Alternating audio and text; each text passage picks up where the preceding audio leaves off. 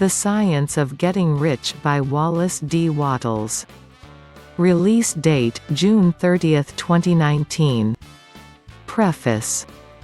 This book is pragmatical, not philosophical, a practical manual, not a treatise upon theories. It is intended for the men and women whose the most pressing need is for money, who wish to get rich first, and philosophize afterward. It is for those who have, so far, found neither the time, the means, nor the opportunity to go deeply into the study of metaphysics, but who want results and who are willing to take the conclusions of science as a basis for action, without going into all the processes by which those conclusions were reached. It is expected that the reader will take the fundamental statements upon faith, just as he would take statements concerning the law of electrical action if they were promulgated by a Marconi or an Edison, and, taking the statements upon faith, that he will prove their truth by acting upon them without fear or hesitation. Every man or woman who does this will certainly get rich, for the science herein applied as an exact science and failure is impossible. For the benefit, however, of those who wish to investigate philosophical theories and so secure the logical basis for faith, I will here cite certain authorities.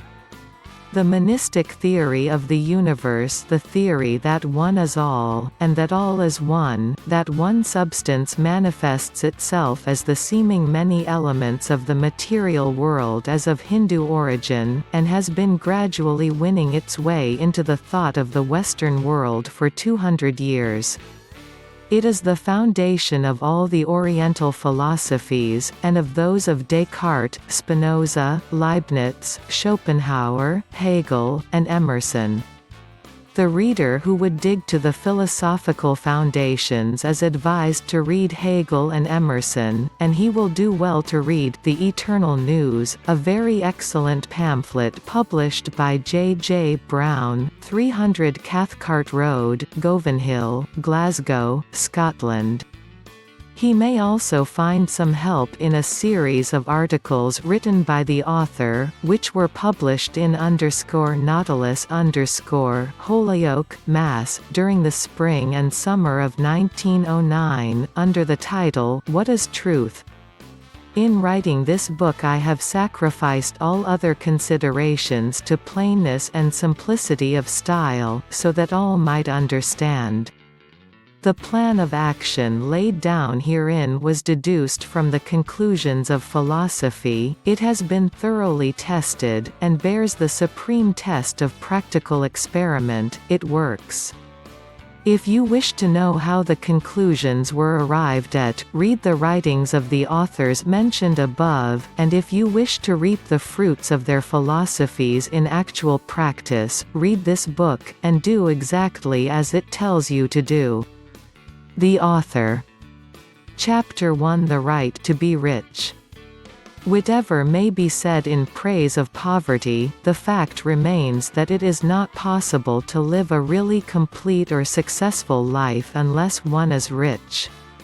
No man can rise to his greatest possible height in talent or soul development unless he has plenty of money, for to unfold the soul and to develop talent he must have many things to use, and he cannot have these things unless he has money to buy them with. Man develops in mind, soul, and body by making use of things, and society is so organized that man must have money in order to become the possessor of things, therefore, the basis of all advancement for man must be the science of getting rich. The object of all life is development, and everything that lives has an inalienable right to all the development it is capable of attaining. Man's right to life means his right to have the free and unrestricted use of all the things which may be necessary to his fullest mental, spiritual, and physical unfoldment, or, in other words, his right to be rich. In this book, I shall not speak of riches in a figurative way. To be really rich does not mean to be satisfied or contented with a little. No man ought to be satisfied with a little if he is capable of using and enjoying more. The purpose of nature is the advancement and unfoldment of life, and every man should have all that can contribute to the power, elegance, beauty, and richness of life. To be content with less is sinful. The man who owns all he wants for the living of all the life he is capable of living is rich, and no man who has not plenty of money can have all he wants. Life has advanced so far, and become so complex, that even the most ordinary man or woman requires a great amount of wealth in order to live in a manner that even approaches completeness. Every person naturally wants to become all that he is capable of becoming. This desire to realize innate possibilities is inherent in human nature. We cannot help wanting to be all that we can be. Success in life is becoming what you want to be. You can become what you want to be only by making use of things, and you can have the free use of things only as you become rich enough to buy them. To understand the science of getting rich is, therefore, the most essential of all knowledge. There is nothing wrong with wanting to get rich. The desire for riches is really the desire for a richer, fuller, and more abundant life, and that desire is praiseworthy. The man who does not desire to live more abundantly is abnormal, and so the man who does not desire to have money enough to buy all he wants is abnormal. There are three motives for which we live: we live for the body, we live for the mind, and we live for the soul. No one of these is better or holier than the other, all are alike desirable, and no one of the three, body, mind, or soul, can live fully if either of the others is cut short of full life and expression. It is not right or noble to live only for the soul and deny the mind or body, and it is wrong to live for the intellect and deny body and soul. We are all acquainted with the loathsome consequences of living for the body and denying both mind and soul, and we see that real life means the complete expression of all that man can give forth through body, mind, and soul. Whatever he may say, no man can be really happy or satisfied unless his body is living fully in every function, and unless the same is true of his mind and his soul. Wherever there is unexpressed possibility, or function not performed, there is unsatisfied desire. Desire is possibility seeking expression, or function seeking performance. Man cannot live fully in the body without good food, comfortable clothing, and warm shelter, and without freedom from excessive toil. Rest and recreation are also necessary for his physical life. He cannot live fully in mind without books and time to study them, without opportunity for travel and observation, or without intellectual companionship. To live fully in mind he must have intellectual recreations, and must surround himself with all the objects of art and beauty he is capable of using and appreciating. To live fully in soul, man must have love, and love is denied expression by poverty. Man's highest happiness is found in the bestowal of benefits on those he loves. Love finds its most natural and spontaneous expression in giving. The man who has nothing to give cannot fill his place as a husband or father, as a citizen, or as a man. It is in the use of material things that man finds full life for his body, develops his mind, and unfolds his soul. It is therefore of supreme importance to him that he should be rich. It is perfectly right that you should desire to be rich. If you are a normal man or woman, you cannot help doing so.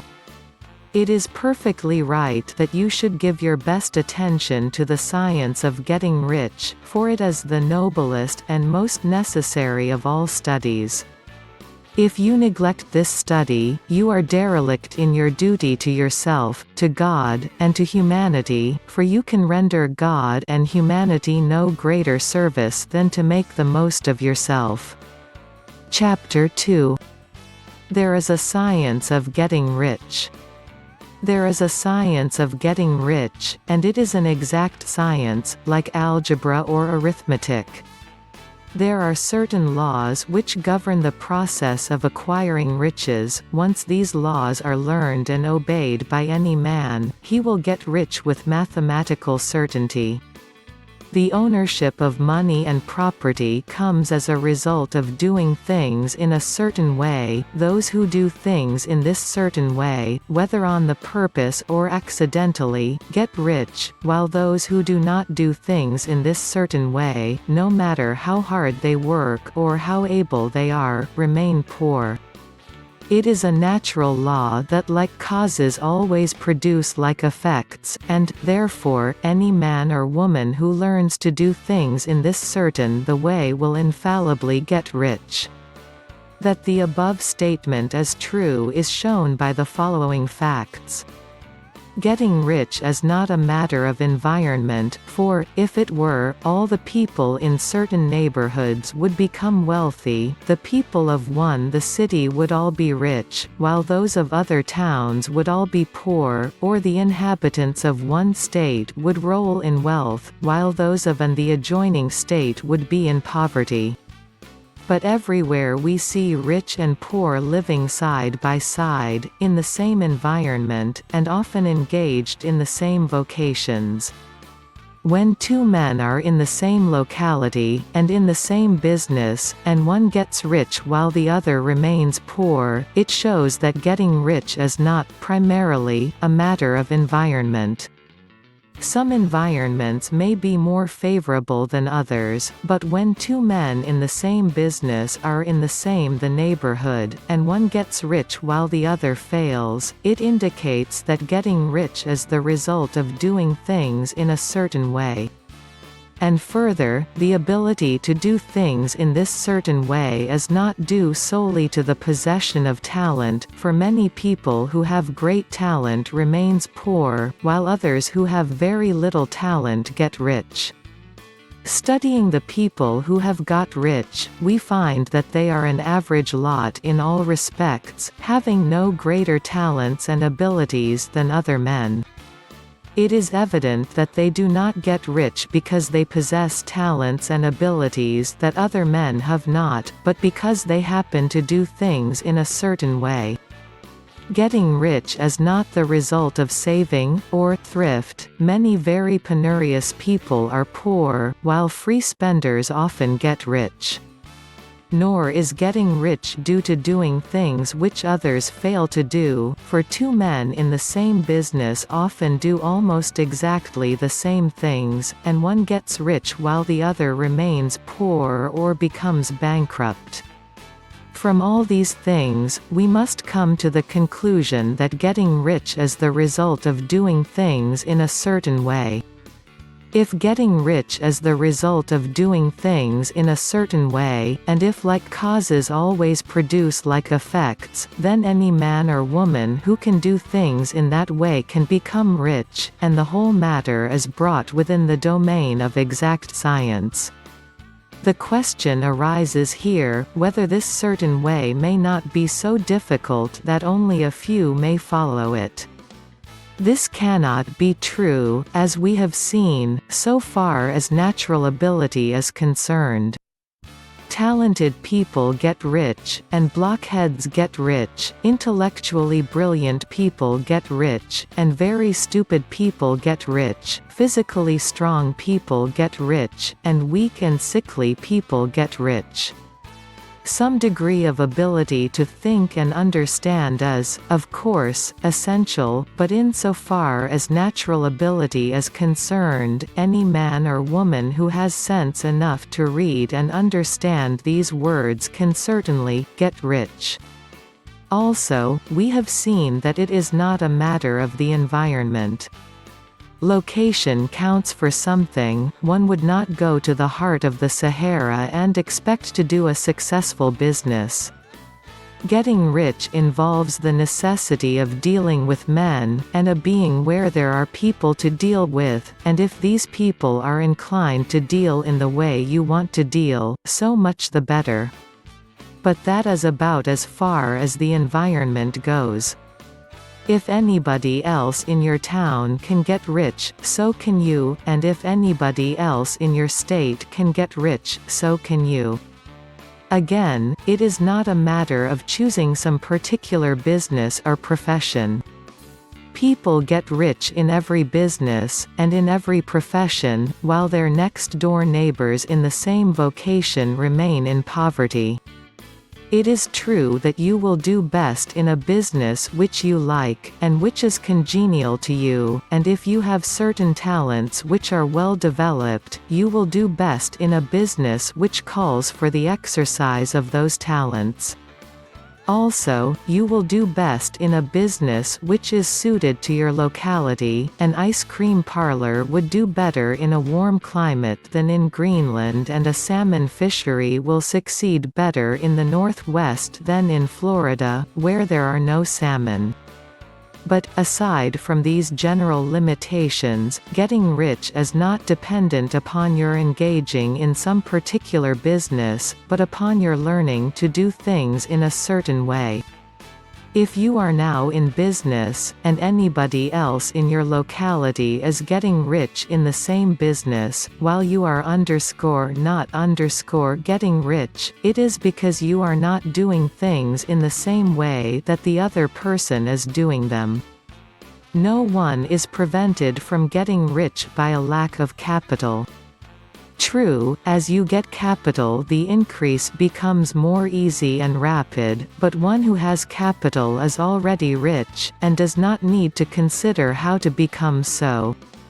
No matter how poor you may be, if you begin to do things in the certain way you will begin to get rich, and you will begin to have capital. The getting of capital is a part of the process of getting rich, and it is a part of the result which invariably follows the doing of things in the certain way. You may be the poorest man on the continent, and be deeply in debt. You may have neither friends, influence, nor resources, but if you begin to do things in this way, you must infallibly begin to get rich, for like causes must produce like effects. If you have no capital, you can get capital. If you are in the wrong business, you can get into the right business. If you are in the wrong location, you can go to the right location, and you can do so by beginning in your present business and in your present location to do things in the certain way which causes success. Chapter 3. Is opportunity monopolized? No man is kept poor because opportunity has been taken away from him, because other people have monopolized the wealth, and have put a fence around it.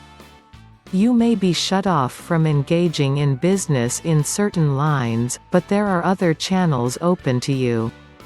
Probably it would be hard for you to get control of any of the great railroad systems. That field is pretty well monopolized.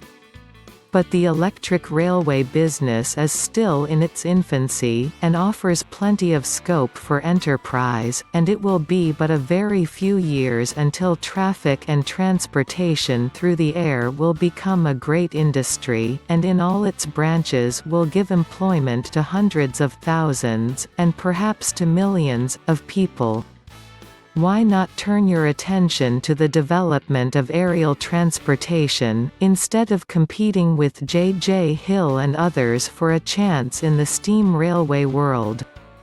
It is quite true that if you are a workman in the employ of the Steel Trust, you have very little chance of becoming the owner of the plant in which you work, but it is also true that if you will commence acting in a certain way, you can soon leave the employ of the Steel Trust. You can buy a farm of from 10 to 40 acres, and engage in business as a producer of foodstuffs.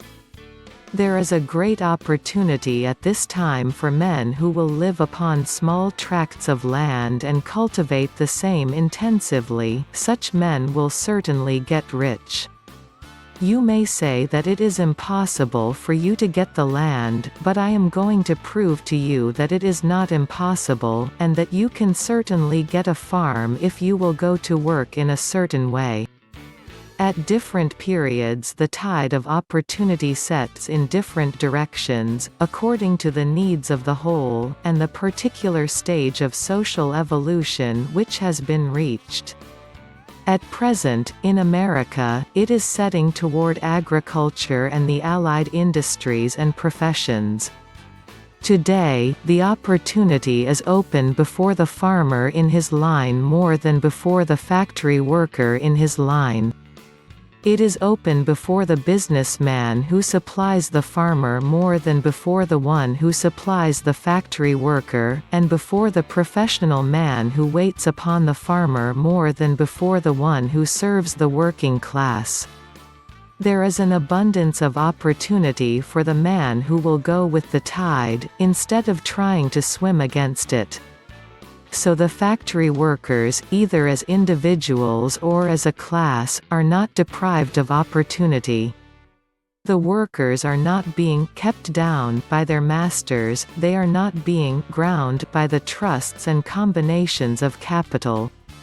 As a class, they are where they are because they do not do things in a certain way. If the workers of America chose to do so, they could follow the example of their brothers in Belgium and other countries, and establish great department stores and cooperative industries. They could elect men of their own class to the office, and pass laws favoring the development of such cooperative industries, and in a few years they could take peaceable possession of the industrial field. The working class may become the master class whenever they will begin to do things in a certain way. The law of wealth is the same for them as it is for all others. This they must learn, and they will remain where they are as long as they continue to do as they do. The individual worker, however, is not held down by the ignorance or the mental slothfulness of his class. He can follow the tide of opportunity to riches, and this book will tell him how. No one is kept in poverty by a shortness in the supply of riches, there is more than enough for all. A palace as large as the Capitol at Washington might be built for every family on Earth from the building the material in the United States alone, and under intensive cultivation, this country would produce wool, cotton, linen, and silk enough to clothe each person in the world finer than Solomon was arrayed in all his glory, together with food enough to feed them all luxuriously. The visible supply is practically inexhaustible, and the invisible supply really is inexhaustible. Everything you see on earth is made from one original substance, out of which all things proceed. New forms are constantly being made, and older ones are dissolving, but all are shapes assumed by one thing. There is no limit to the supply of formless stuff, or original substance. The universe is made out of it, but it was not all used in making the universe. The spaces in, through, and between the forms of the visible universe are permeated and filled with the original substance, with the formless stuff, with the raw material of all things. 10,000 times as much as has been made might still be made, and even then we should not have exhausted the supply of universal raw material. No man, therefore, is poor because nature is poor, or because there is not enough to go around. Nature is an inexhaustible storehouse of riches, the supply will never run short. Original substance is alive with creative energy and is constantly producing more forms. When the supply of building material is exhausted, more will be produced. When the soil is exhausted so that foodstuffs and materials for clothing will no longer grow upon it, it will be renewed or more soil will be made. When all the gold and silver have been dug from the earth, if a man is still in such a stage of social development that he needs gold and silver, more will be produced from the formless. The formless stuff responds to the needs of man, it will not let him be without any good thing. This is true of man collectively. The race as a whole is always abundantly rich, and if individuals are poor, it is because they do not follow the certain way of doing things which makes the individual man rich. The formless stuff is intelligent, it is stuff which thinks. It is alive, and is always impelled toward more life. It is the natural and inherent impulse of life to seek to live more, it is the nature of intelligence to enlarge itself, and of consciousness to seek to extend its boundaries and find fuller expression. The universe of forms has been made by formless living substance, throwing itself into form in order to express itself more fully. The universe is a great living presence, always moving inherently toward more life and fuller functioning. Nature is formed for the advancement of life, its impelling motive is the increase of life. For this cause, everything which can possibly minister to life is bountifully provided, there can be no lack unless God is to contradict himself and nullify his own works.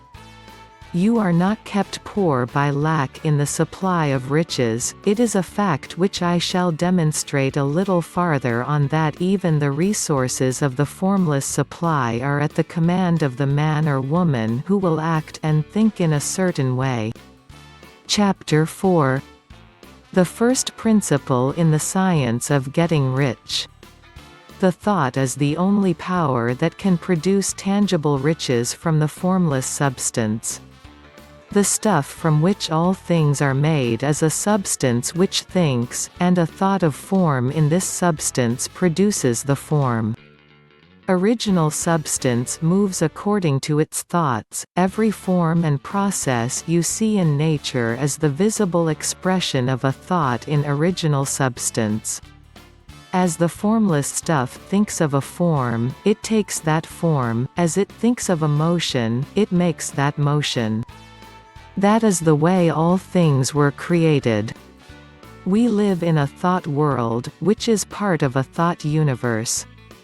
The thought of a moving universe extended throughout formless substance, and the thinking stuff moving according to that thought, took the form of systems of planets and maintains that form. Thinking the substance takes the form of its thought and moves according to the thought. Holding the idea of a circling system of suns and worlds, it takes the form of these bodies and moves them as it thinks. Thinking the form of a slow-growing oak tree, it moves accordingly, and produces the tree, though centuries may be required to do the work. In creating, the formless seems to move according to the lines of motion it has established. The thought of an oak tree does not cause the instant formation of a full-grown tree, but it does start in motion the forces which will produce the tree, along established lines of growth. Every thought of form, held in thinking substance, causes the creation of the form, but always, or at least generally, along lines of growth and action already established. The thought of a house of a certain construction, if it were impressed upon formless substance, might not cause the instant formation of the house, but it would cause the turning of creative energies already working in trade and commerce into such channels as to result in the speedy building of the house. And if there were no existing channels through which the creative energy could work, then the house would be formed directly from primal substance, without waiting for the slow processes of the organic and inorganic world. No thought of form can be impressed upon original substance without causing the creation of the form. Man is a thinking center and can originate thought. All the forms that man fashions with his hands must first exist in his thought. He cannot shape a thing until he has thought that thing. And so far man has confined his efforts wholly to the work of his hands. He has applied manual labor to the world of forms, seeking to change or modify those already existing. He has never thought of trying to cause the creation of new forms by impressing his thoughts upon formless substance. When a man has a thought form, he takes material from the forms of nature and makes an image of the form which is in his mind. He has, so far, made little or no effort to cooperate with formless intelligence, to work with the Father. He has not dreamed that he can do what he seeth the Father doing. Man reshapes and modifies existing forms by manual labor. He has given no attention to the question of whether he may not produce things from formless substance by communicating his thoughts to it. We propose to prove that he may do so, to prove that any man or woman may do so, and to show how. As our first step, we must lay down three fundamental propositions. First, we assert that there is one original formless stuff, or substance, from which all things are made. All the seemingly many elements are but different presentations of one element, all the many forms found in organic and inorganic nature are but different shapes, made from the same stuff. And this stuff is thinking stuff. A thought held in it produces the form of the thought. Thought, in thinking substance, produces shapes. Man is a thinking center, capable of original thought. If a man can communicate his thought to original thinking substance, he can cause the creation, or formation, of the thing he thinks about. To summarize this, there is a thinking stuff from which all things are made, and which, in its original state, permeates, penetrates, and fills the interspaces of the universe. A thought, in this substance, produces the thing that is imaged by the thought. Man can form things in his thought, and, by impressing his thought upon formless substance, can cause the thing he thinks about to be created. It may be asked if I can prove these statements, and without going into details, I answer that I can do so, both by logic and experience. Reasoning back from the phenomena of form and thought, I come to one original thinking substance, and reasoning forward from this thinking substance, I come to man's power to cause the formation of the thing he thinks about. And by experiment, I find the reasoning true, and this is my strongest proof. If one man who reads this book gets rich by doing what it tells him to do, that is evidence in support of my claim, but if every man who does what it tells him to do gets rich, that is positive proof until someone goes through the process and fails. The theory is true until the process fails, and this process will not fail, for every man who does exactly what this book tells him to do will get rich. I have said that men get rich by doing things in a certain way, and in order to do so, men must become able to think in a certain way. A man's way of doing things is the direct result of the way he thinks about things. To do things in the way you want to do them, you will have to acquire the ability to think the way you want to think. This is the first step toward getting rich. To think what you want to think is to think truth, regardless of appearances.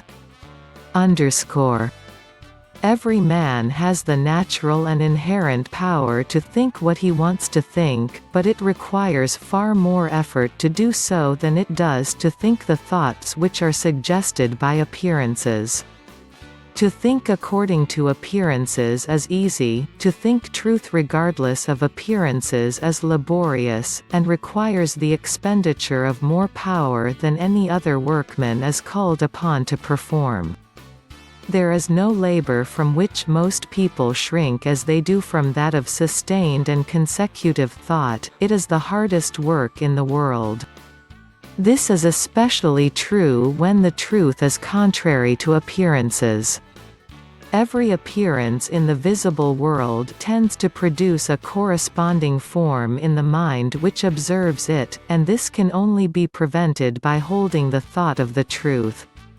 To look upon the appearance of disease will produce the form of the disease in your own mind, and ultimately in your body, unless you hold the thought of the truth, which is that there is no disease, it is only an appearance and reality is health.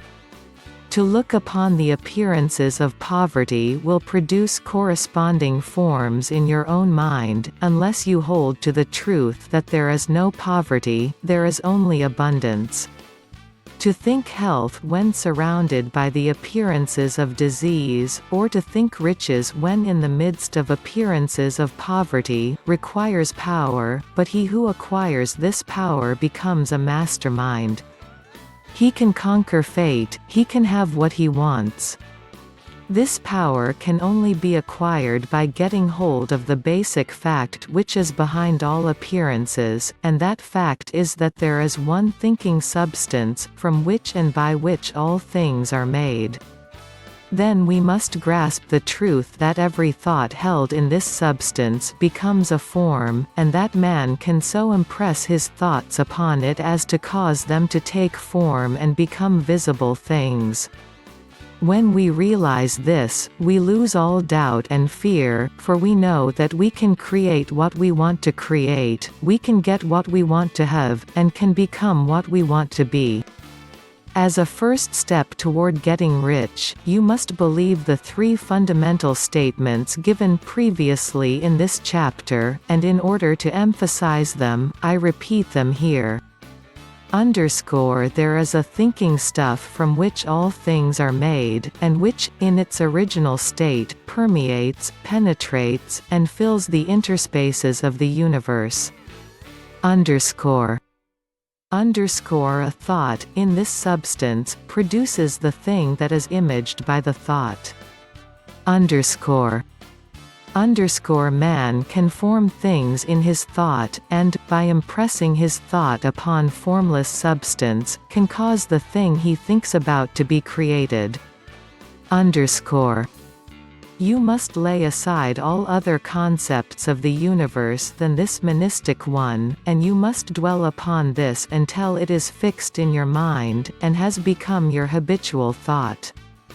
Read these creed statements over and over again, fix every word upon your memory, and meditate upon them until you firmly believe what they say. If a doubt comes to you, cast it aside as a sin. Do not listen to arguments against this idea, do not go to churches or lectures where a contrary concept of things is taught or preached. Do not read magazines or books which teach a different idea. If you get mixed up in your faith, all your efforts will be in vain. Do not ask why these things are true, nor speculate as to how they can be true, simply take them on trust. The science of getting rich begins with the absolute acceptance of this faith. Chapter 5: Increasing Life. You must get rid of the last vestige of the old idea that there is a deity whose will it is that you should be poor, or whose purposes may be served by keeping you in poverty. The intelligent substance which is all, and in all, and which lives in all and lives in you, is a consciously living substance. Being a consciously living substance, it must have the natural and inherent desire of every living intelligence for the increase in life. Every living thing must continually seek for the enlargement of its life, because life, in the mere act of living, must increase itself. A seed, dropped into the ground, springs into activity, and in the act of living produces 100 more seeds. Life, by living, multiplies itself. It is forever becoming more, it must do so if it continues to be at all. Intelligence is under this same necessity for continuous increase. Every thought we think makes it necessary for us to think another thought. Consciousness is continually expanding. Every fact we learn leads us to the learning of another fact. Knowledge is continually increasing. Every talent we cultivate brings to the mind the desire to cultivate another talent. We are subject to the urge of life, seeking expression, whichever drives us on to know more, to do more, and to be more. In order to know more, do more, and be more, we must have more. We must have things to use, for we learn, and do, and become, only by using things. We must get rich so that we can live more.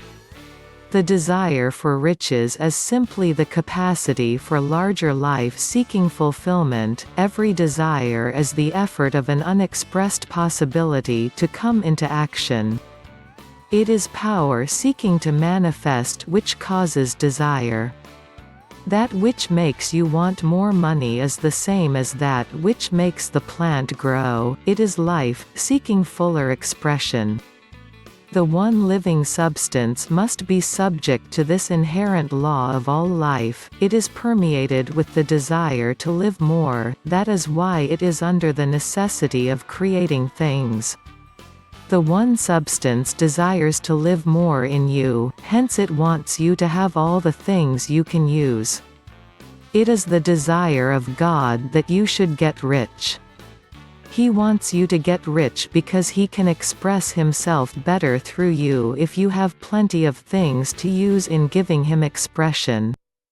He can live more in you if you have unlimited command of the means of life. The universe desires you to have everything you want to have. Nature is friendly to your plans. Everything is naturally for you. Make up your mind that this is true. It is essential, however, that underscore your purpose should harmonize with the purpose that is in all underscore. You must want real life, not mere pleasure or sensual gratification. Life is the performance of a function, and the individual really lives only when he performs every function, physical, mental, and spiritual, of which he is capable, without excess in any. You do not want to get rich in order to live swinishly, for the gratification of animal desires. That is not life. But the performance of every physical function is a part of life, and no one lives completely who denies the impulses of the body a normal and healthful expression. You do not want to get rich solely to enjoy mental pleasures, to get knowledge, to gratify ambition, to outshine others, to be famous. All these are a legitimate part of life, but the man who lives for the pleasures of the intellect alone will only have a partial life, and he will never be satisfied with his lot. You do not want to get rich solely for the good of others, to lose yourself for the salvation of mankind, to experience the joys of philanthropy and sacrifice. The joys of the soul are only a part of life, and they are no better or nobler than any other part. You want to get rich in order that you may eat, drink, and be merry when it is time to do these things, in order that you may surround yourself with beautiful things, see distant lands, feed your mind, and develop your intellect, in order that you may love men and do kind things, and be able to play a good part in helping the world to find truth. But remember that extreme altruism is no better and no nobler than extreme selfishness, both are mistakes. Get rid of the idea that God wants you to sacrifice yourself for others, and that you can secure His favor by doing so. God requires nothing of the kind. What He wants is that you should make the most of yourself, for yourself, and for others, and you can help others more by making the most of yourself than in any other way.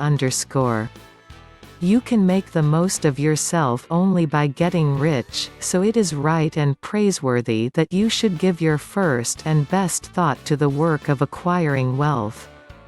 Remember, however, that the desire of substance is for all, and its movements must be for more life to all. It cannot be made to work for less life to any, because it is equally in all, seeking riches and life.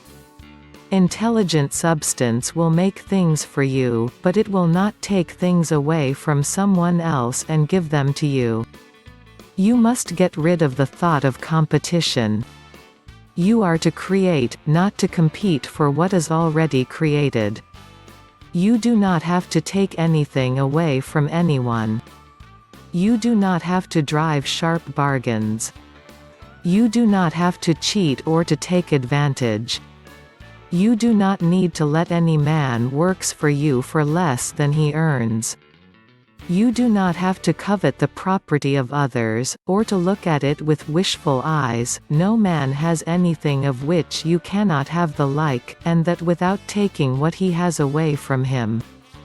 You are to become a creator, not a competitor. You are going to get what you want, but in such a way that when you get it every other man will have more than he has now.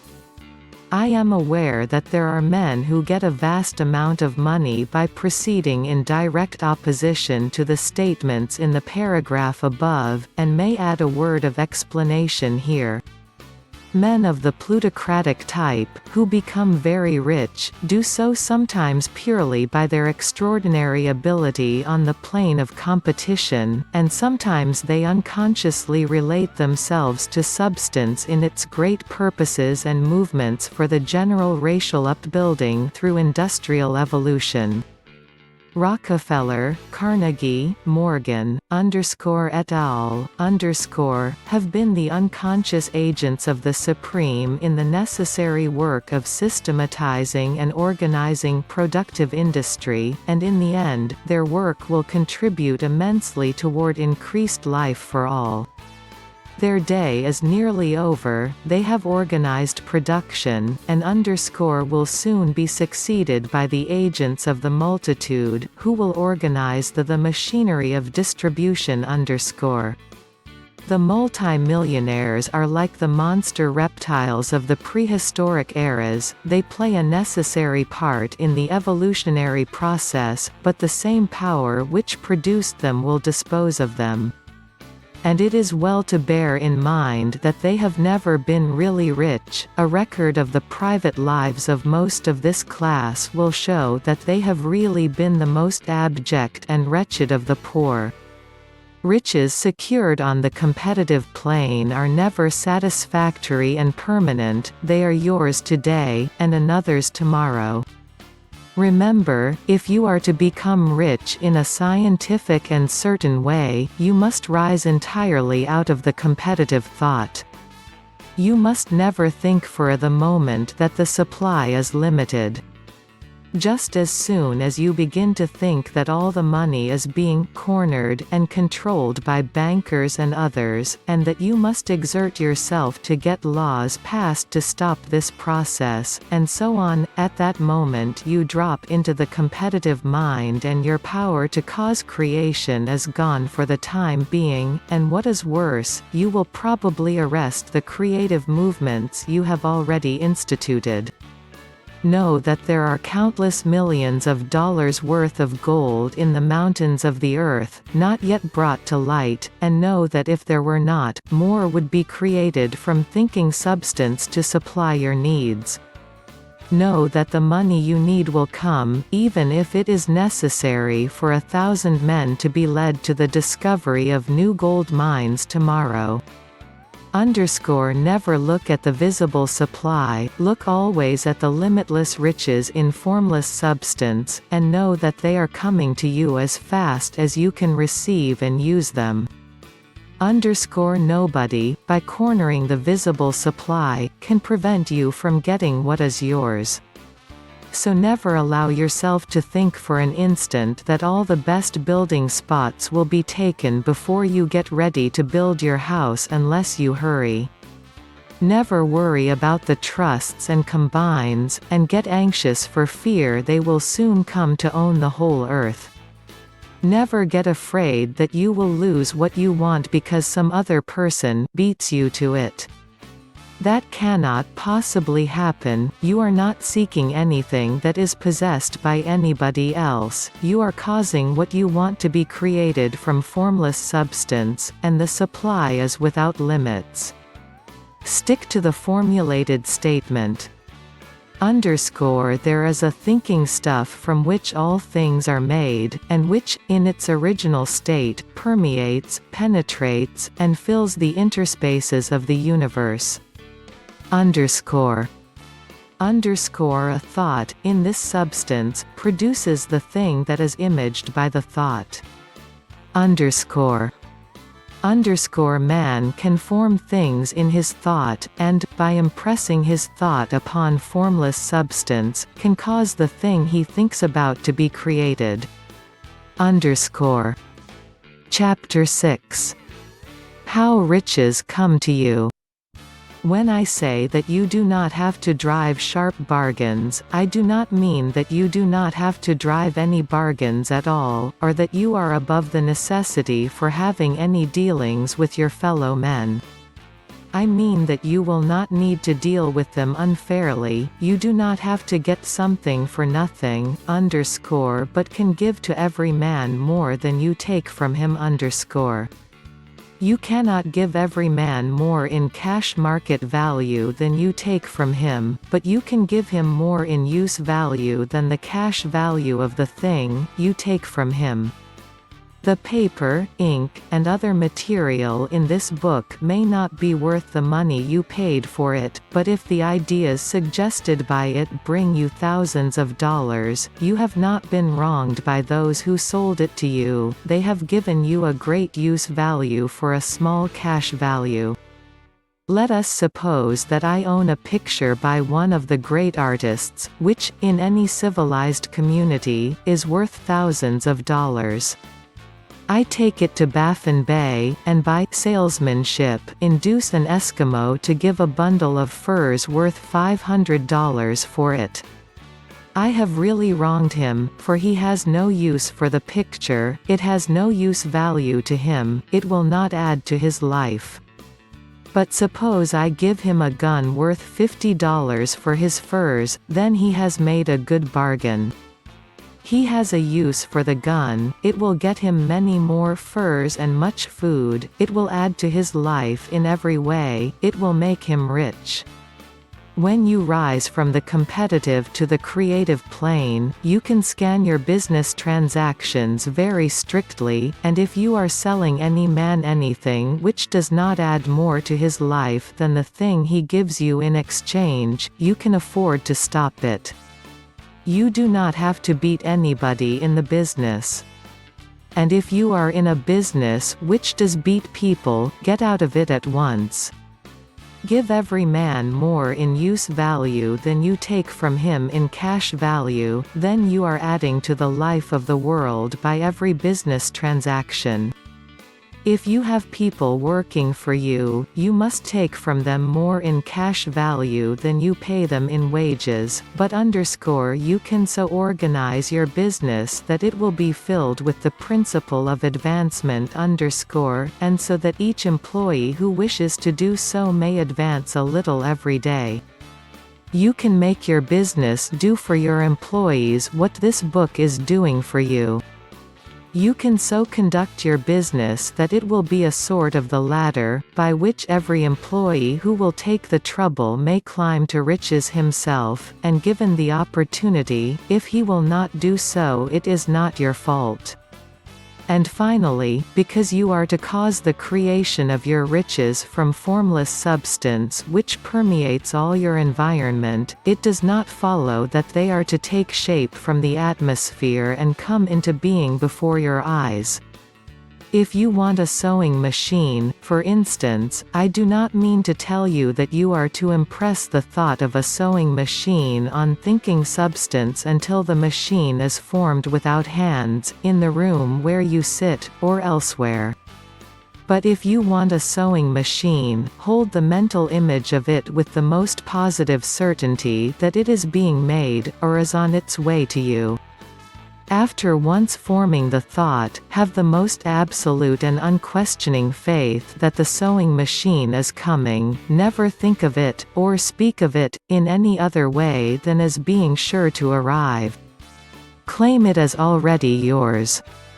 It will be brought to you by the power of the Supreme Intelligence, acting upon the minds of men.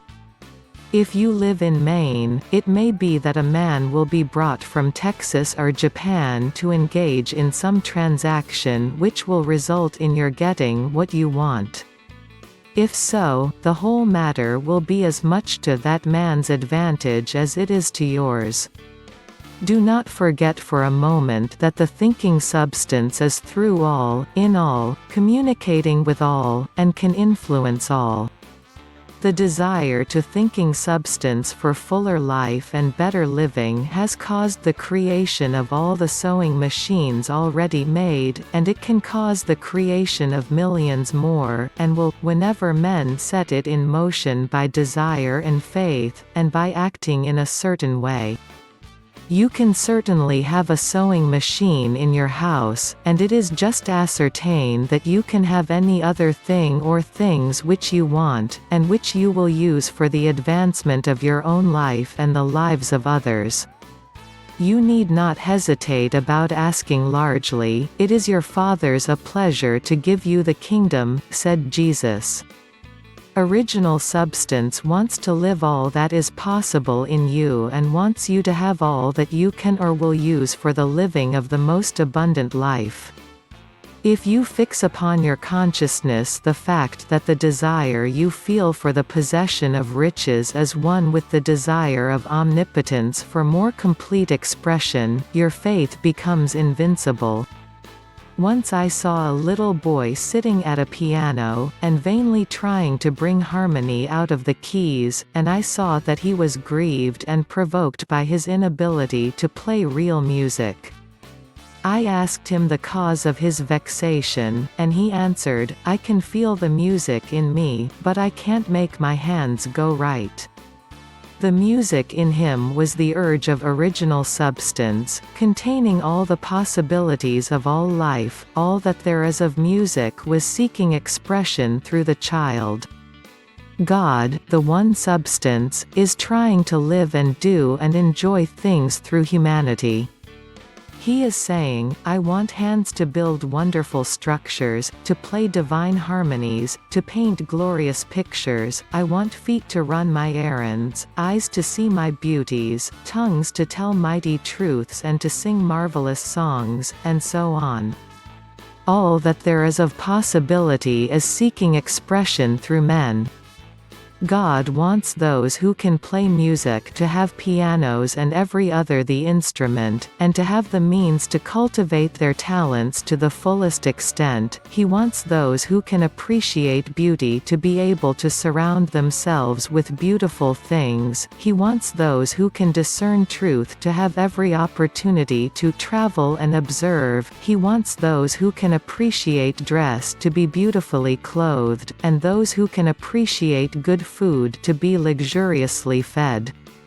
He wants all these things because it is himself that enjoys and appreciates them. It is God who wants to play, and sing, and enjoy beauty, and proclaim the truth, and wear fine clothes, and eat good foods. It is God that worketh in you to will and to do, said Paul. The desire you feel for riches is the infinite, seeking to express himself in you as he sought to find expression in the little boy at the piano. So you need not hesitate to ask largely. Your part is to focalize and express the desires of God. This is a difficult point with most people. They retain something of the old idea that poverty and self-sacrifice are pleasing to God. They look upon poverty as a part of the plan, a necessity of nature. They have the idea that God has finished his work and made all that he can make, and that the majority of men must stay poor because there is not enough to go around. They hold to so much of this erroneous thought that they feel ashamed to ask for wealth. They try not to want more than a very modest competence, just enough to make them fairly comfortable. I recall now the case of one student who was told that he must get in mind a clear picture of the things he desired so that the creative thought of them might be impressed on formless substance.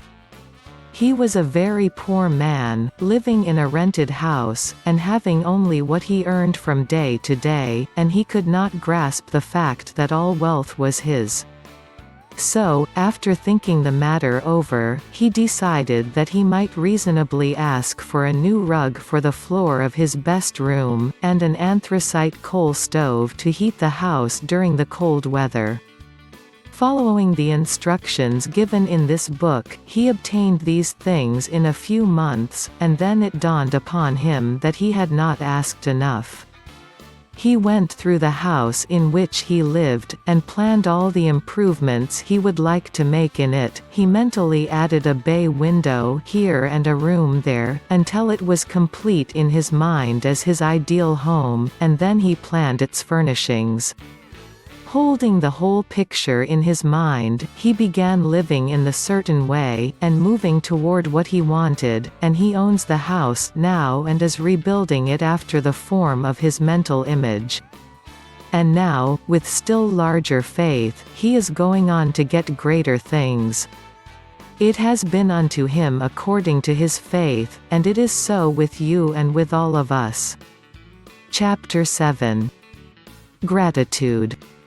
The illustrations given in the last chapter will have conveyed to the reader the fact that the first step toward getting rich is to convey the idea of your wants to the formless substance. This is true, and you will see that in order to do so it becomes necessary to relate yourself to the formless intelligence in a harmonious way. To secure this harmonious relation is a matter of such primary and vital importance that I shall give some space to its discussion here, and give you instructions which, if you will follow them, will be certain to bring you into perfect unity of mind with God. The whole process of mental adjustment and atonement can be summed up in one word: gratitude. First, you believe that there is one intelligent substance, from which all things proceed. Second, you believe that this substance gives you everything you desire. And third, you relate yourself to it by a feeling of deep and profound gratitude. Many people who order their lives rightly in all other ways are kept in poverty by their lack of gratitude. Having received one gift from God, they cut the wires which connect them with Him by failing to make acknowledgement. It is easy to understand that the nearer we live to the source of wealth, the more wealth we shall receive, and it is easy also to understand that the soul that is always grateful lives in closer touch with God than the one which never looks to Him in thankful acknowledgement. The more gratefully we fix our minds on the Supreme when good things come to us, the more good things we will receive, and the more rapidly they will come, and the reason simply is that the mental attitude of gratitude draws the mind into closer touch with the source from which the blessings come. If it is a new thought to you that gratitude brings your whole mind into closer harmony with the creative energies of the universe, consider it well, and you will see that it is true. The good things you already have come to you along the line of obedience to certain laws. Gratitude will lead your mind out along the ways by which things come, and it will keep you in close harmony with creative thought and prevent you from falling into competitive thought. Gratitude alone can keep you looking toward the all, and prevent you from falling into the error of thinking of the supply as limited, and to do that would be fatal to your hopes. There is a law of gratitude, and it is absolutely necessary that you should observe the law, if you are to get the results you seek. The law of gratitude is a natural principle that action and reaction are always equal and in opposite directions. The grateful outreaching of your mind in thankful praise to the Supreme is a liberation or expenditure of force. It cannot fail to reach that to which it is addressed, and the reaction is an instantaneous movement toward you. Draw nigh unto God, and He will draw nigh unto you. That is a statement of psychological truth. And if your gratitude is strong and constant, the reaction in formless substance will be strong and continuous, the movement of the things you want will be always toward you. Notice the grateful attitude that Jesus took, how He always seems to be saying, "I thank Thee, Father, that Thou hearest me." You cannot exercise much power without gratitude, for it is gratitude that keeps you connected with power. But the value of gratitude does not consist solely in getting you more blessings in the future. Without gratitude, you cannot long keep from dissatisfied thoughts regarding things as they are. The moment you permit your mind to dwell with dissatisfaction upon things as they are, you begin to lose ground. You fix attention upon the common, the ordinary, the poor, and the squalid and mean, and your mind takes the form of these things. Then you will transmit these forms or mental images to the formless, and the common, the poor, the squalid, and mean will come to you. To permit your mind to dwell upon the inferior is to become inferior and to surround yourself with inferior things. On the other hand, to fix your attention on the best is to surround yourself with the best, and to become the best. The creative power within us makes us into the image of that to which we give our attention. We are thinking substance, and thinking substance always takes the form of that which it thinks about.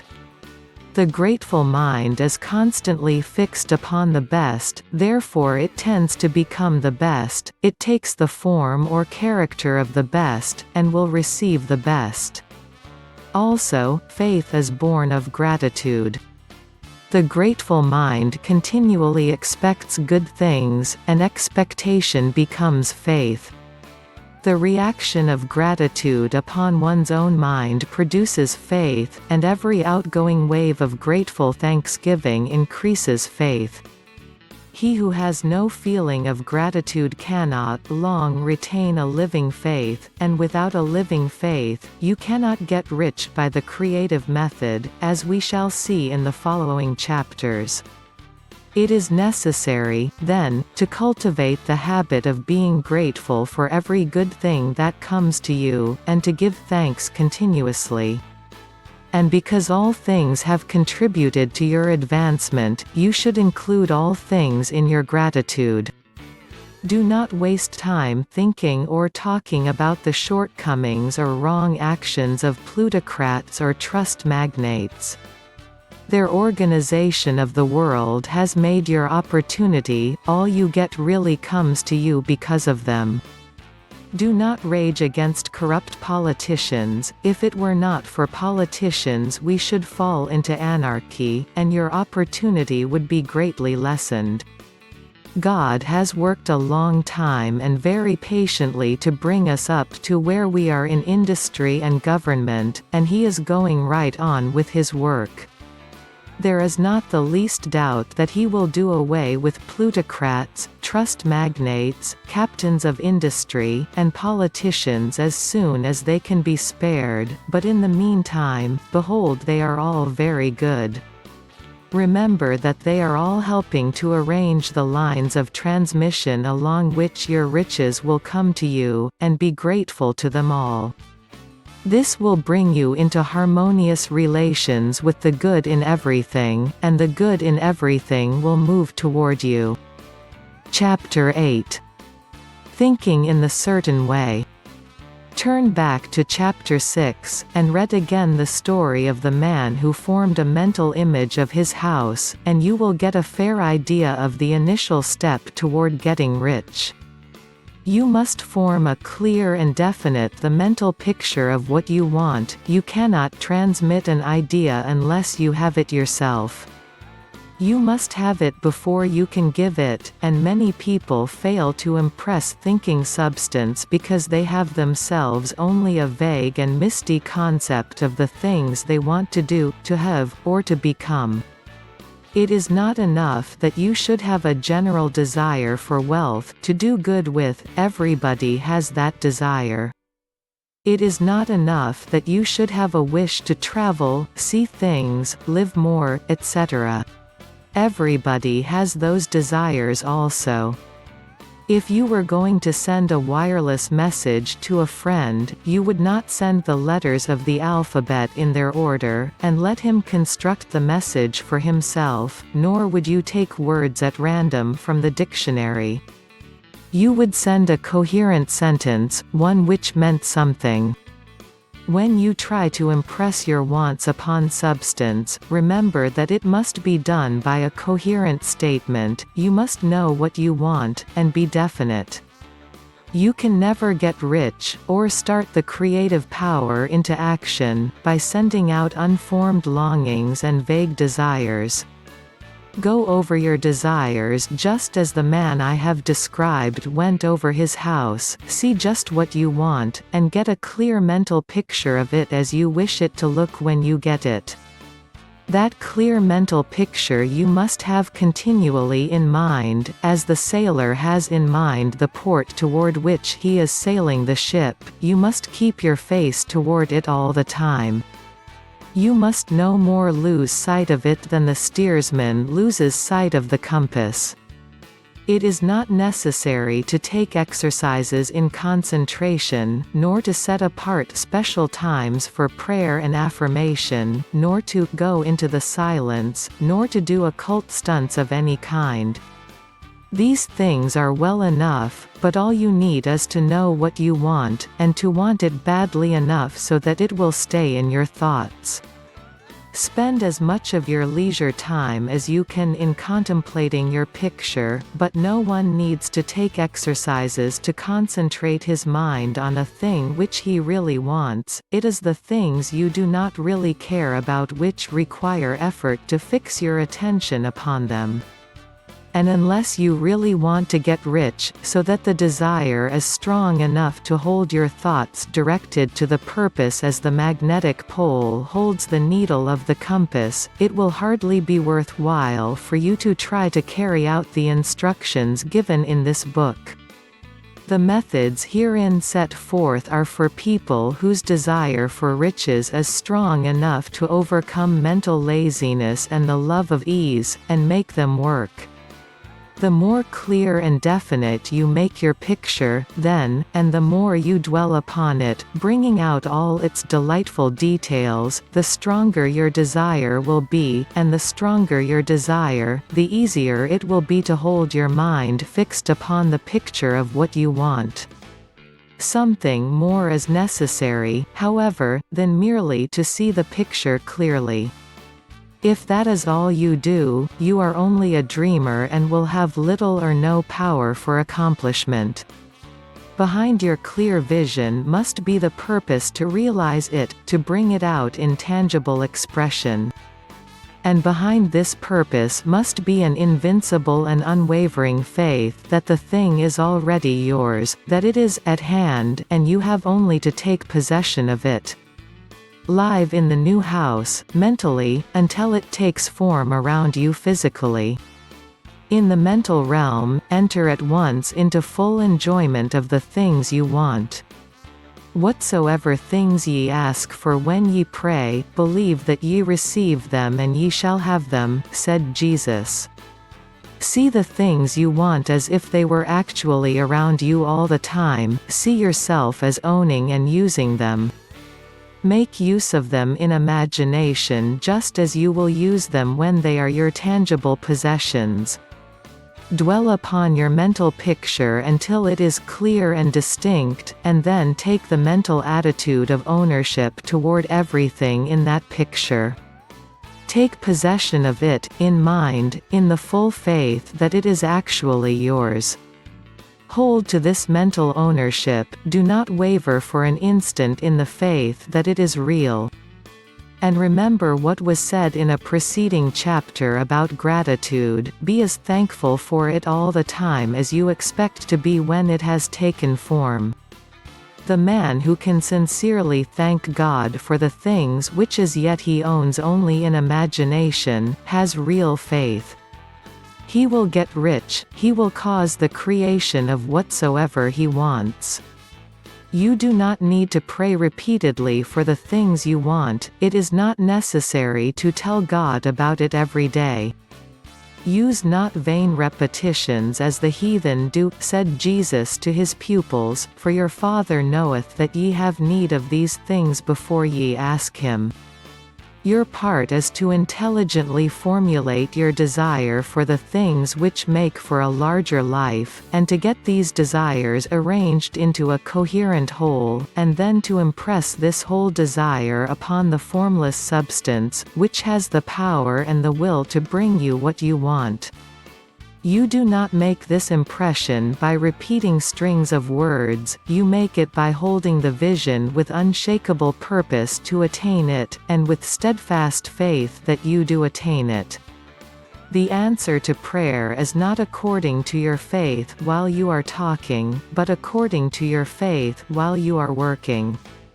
You cannot impress the mind of God by having a special Sabbath day set apart to tell him what you want, and then forgetting him during the rest of the week. You cannot impress him by having special hours to go into your closet and pray, if you then dismiss the matter from your mind until the hour of prayer comes again. Oral prayer is well enough, and has its effect, especially upon yourself, in clarifying your vision and strengthening your faith, but it is not your oral petitions which get you what you want. In order to get rich, you do not need a sweet hour of prayer, you need to pray without ceasing. And by prayer, I mean holding steadily to your vision, with the purpose to cause its creation into solid form, and the faith that you are doing so. Believe that ye receive them.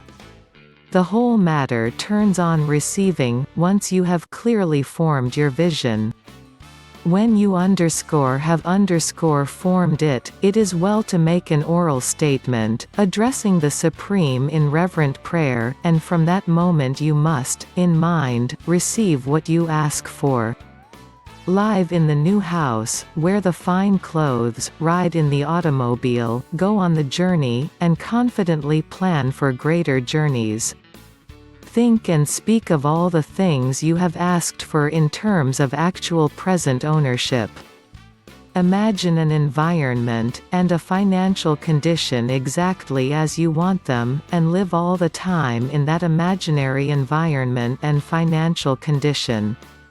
Mind, however, that you do not do this as a mere dreamer and castle builder. Hold to the faith that the imaginary is being realized, and to the purpose to realize it. Remember that it is faith and purpose in the use of the imagination which makes the difference between the scientist and the dreamer.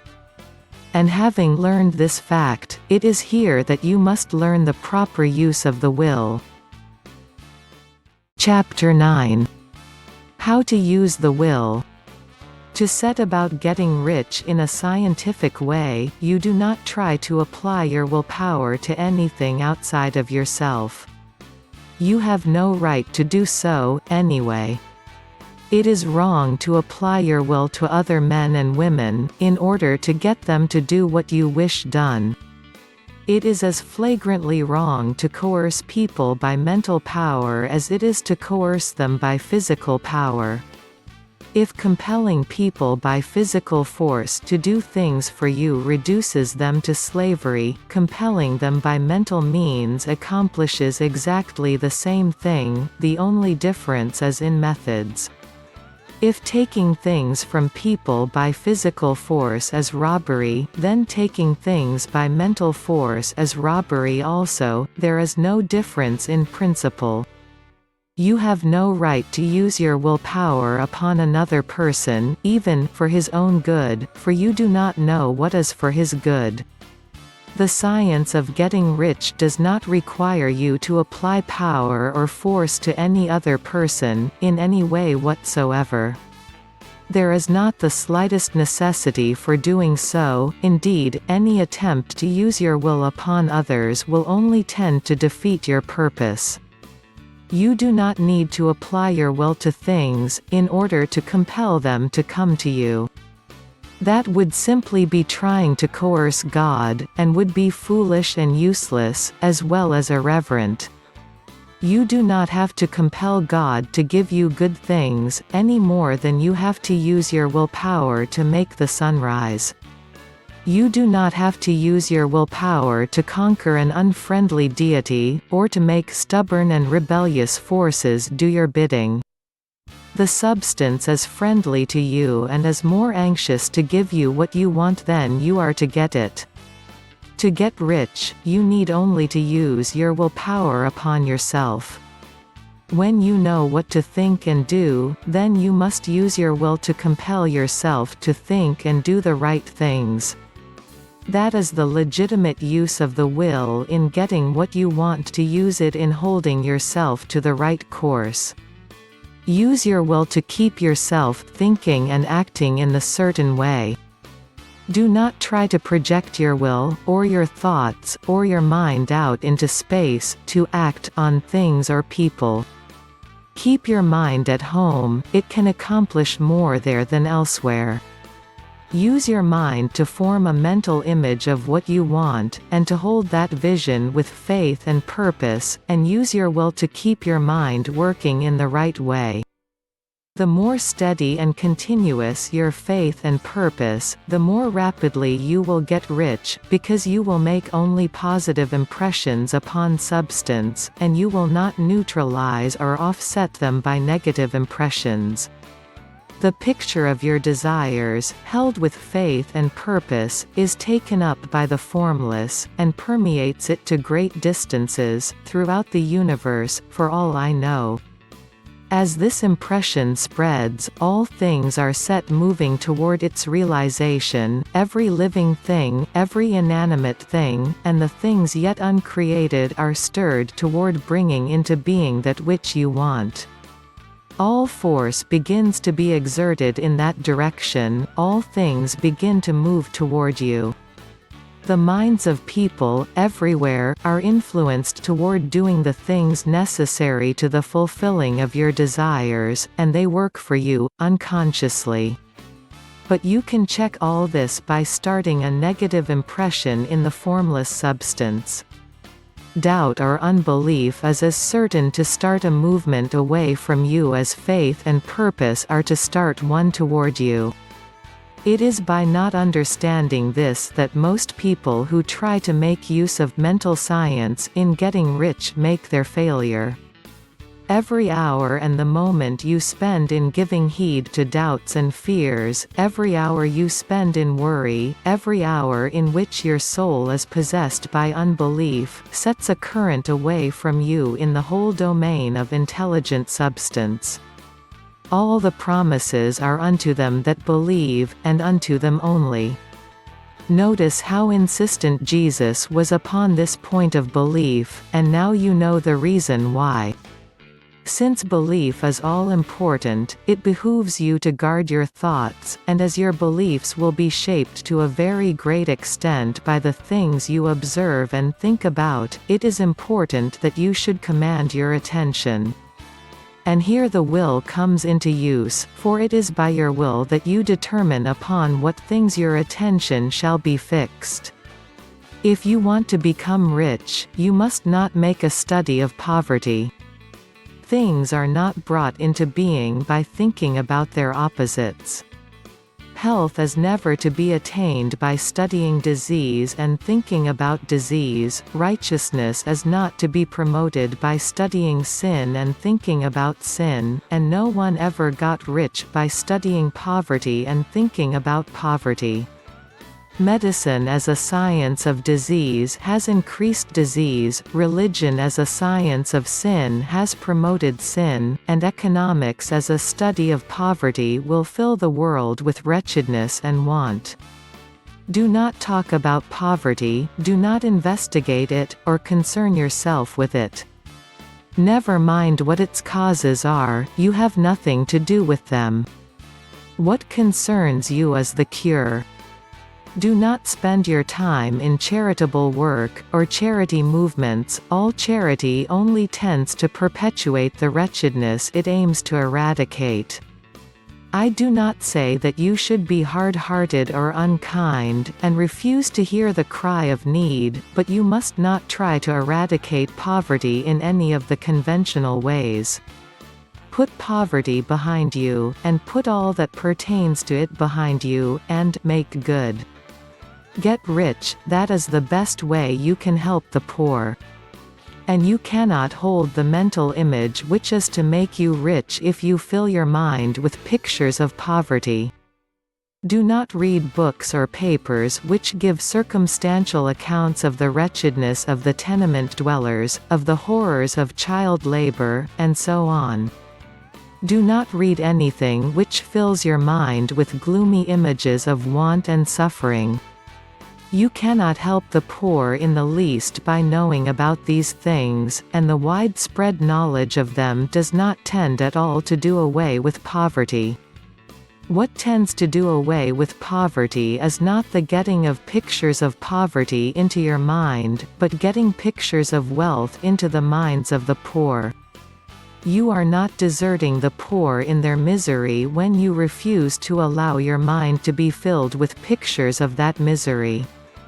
Poverty can be done away with, not by increasing the number of well-to-do people who think about poverty, but by increasing the number of poor people who propose with faith to get rich. The poor do not need charity, they need inspiration. Charity only sends them a loaf of bread to keep them alive in their wretchedness, or gives them an entertainment to make them forget for an hour or two, but inspiration will cause them to rise out of their misery. If you want to help the poor, demonstrate to them that they can become rich, prove it by getting rich yourself. The only way in which poverty will ever be banished from this world is by getting a large and constantly increasing number of people to practice the teachings of this book. People must be taught to become rich by creation, not by competition. Every man who becomes rich by competition throws down behind him the ladder by which he rises, and keeps others down, but every man who gets rich by creation opens a way for thousands to follow him and inspires them to do so. You are not showing hardness of heart or an unfeeling disposition when you refuse to pity poverty, see poverty, read about poverty, or think or talk about it, or to listen to those who do talk about it. Use your willpower to keep your mind off the subject of poverty, and to keep it fixed with faith and purpose on the vision of what you want. Chapter 10 Further use of the will. You cannot retain a true and clear vision of wealth if you are constantly turning your attention to opposing pictures, whether they be external or imaginary. Do not tell of your past troubles of a financial nature; if you have had them, do not think of them at all. Do not tell of the poverty of your parents, or the hardships of your early life. To do any of these things is to mentally class yourself with the poor for the time being, and it will certainly check the movement of things in your direction. Let the dead bury their dead, as Jesus said. Put poverty and all things that pertain to poverty completely behind you. You have accepted a certain theory of the universe as being correct, and are resting all your hopes of happiness on its being correct, and what can you gain by giving heed to conflicting theories? Do not read religious books which tell you that the world is soon coming to an end, and do not read the writings of muck-rakers and pessimistic philosophers who tell you that it is going to the devil. The world is not going to the devil, it is going to God.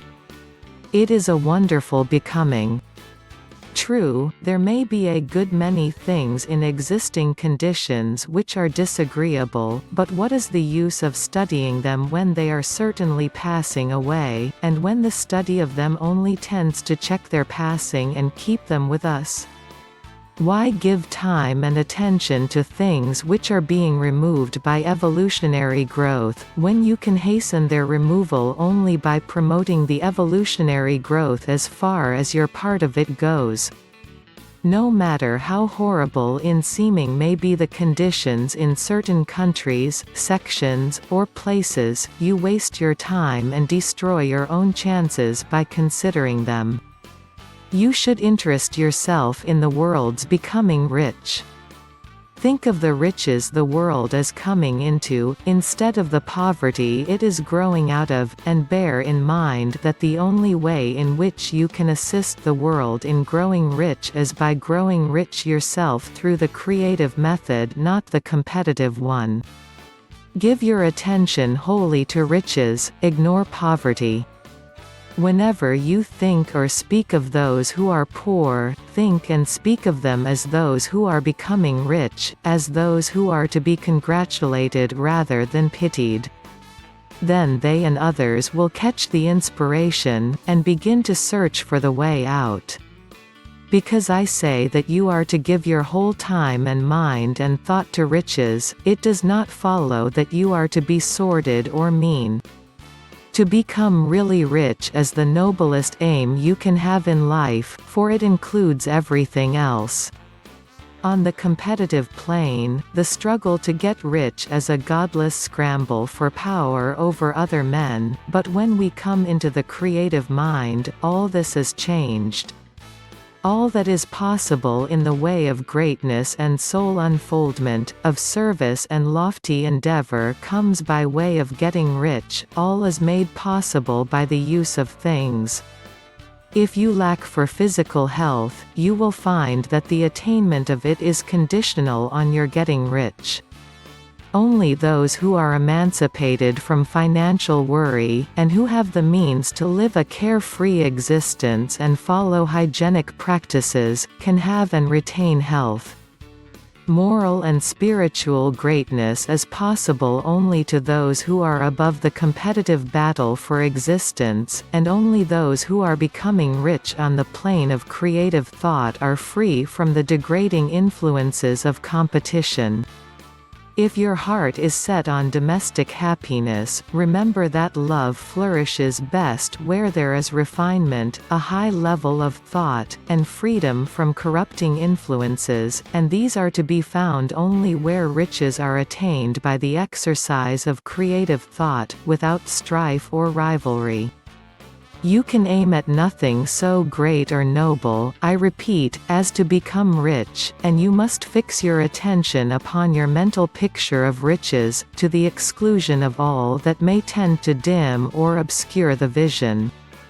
You must learn to see the underlying truth in all things, you must see beneath all seemingly wrong conditions, the great one life ever moving forward toward fuller expression and more complete happiness. It is the truth that there is no such thing as poverty, that there is only wealth. Some people remain in poverty because they are ignorant of the fact that there is wealth for them, and these can best be taught by showing them the way to affluence in your own person and practice.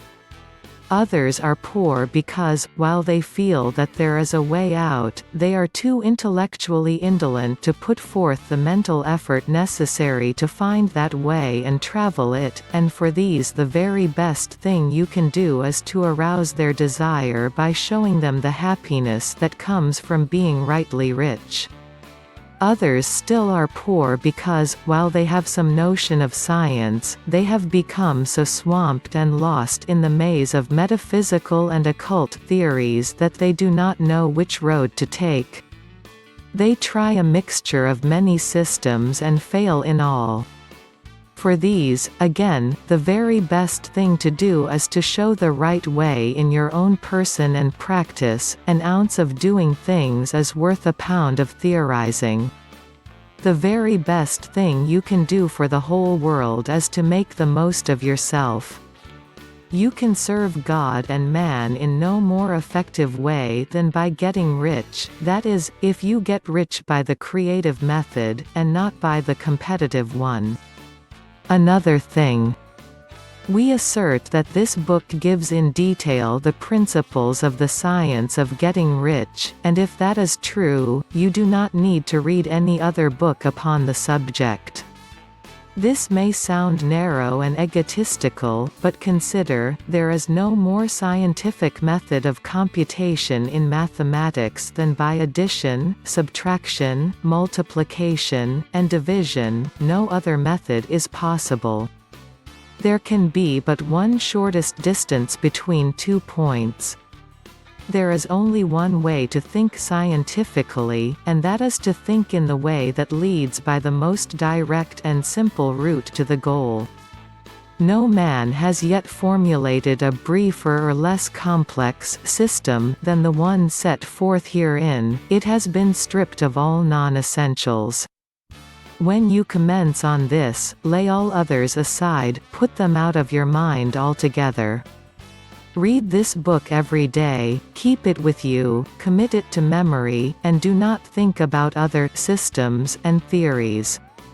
If you do, you will begin to have doubts, and to be uncertain and wavering in your thought, and then you will begin to make failures. After you have made good and become rich, you may study other systems as much as you please, but until you are quite sure that you have gained what you want, do not read anything on this line but this book, unless it be the authors mentioned in the preface. And read only the most optimistic comments on the world's news, those in harmony with your picture. Also, postpone your investigations into the occult. Do not dabble in theosophy, spiritualism, or kindred studies. It is very likely that the dead still lives, and are near, but if they are, let them alone, mind your own business. Wherever the spirits of the dead may be, they have their own work to do, and their own problems to solve, and we have no right to interfere with them. We cannot help them, and it is very doubtful whether they can help us, or whether we have any right to trespass upon their time if they can. Let the dead and the hereafter alone, and solve your own problem, get rich. If you begin to mix with the occult, you will start mental cross-currents which will surely bring your hopes to shipwreck.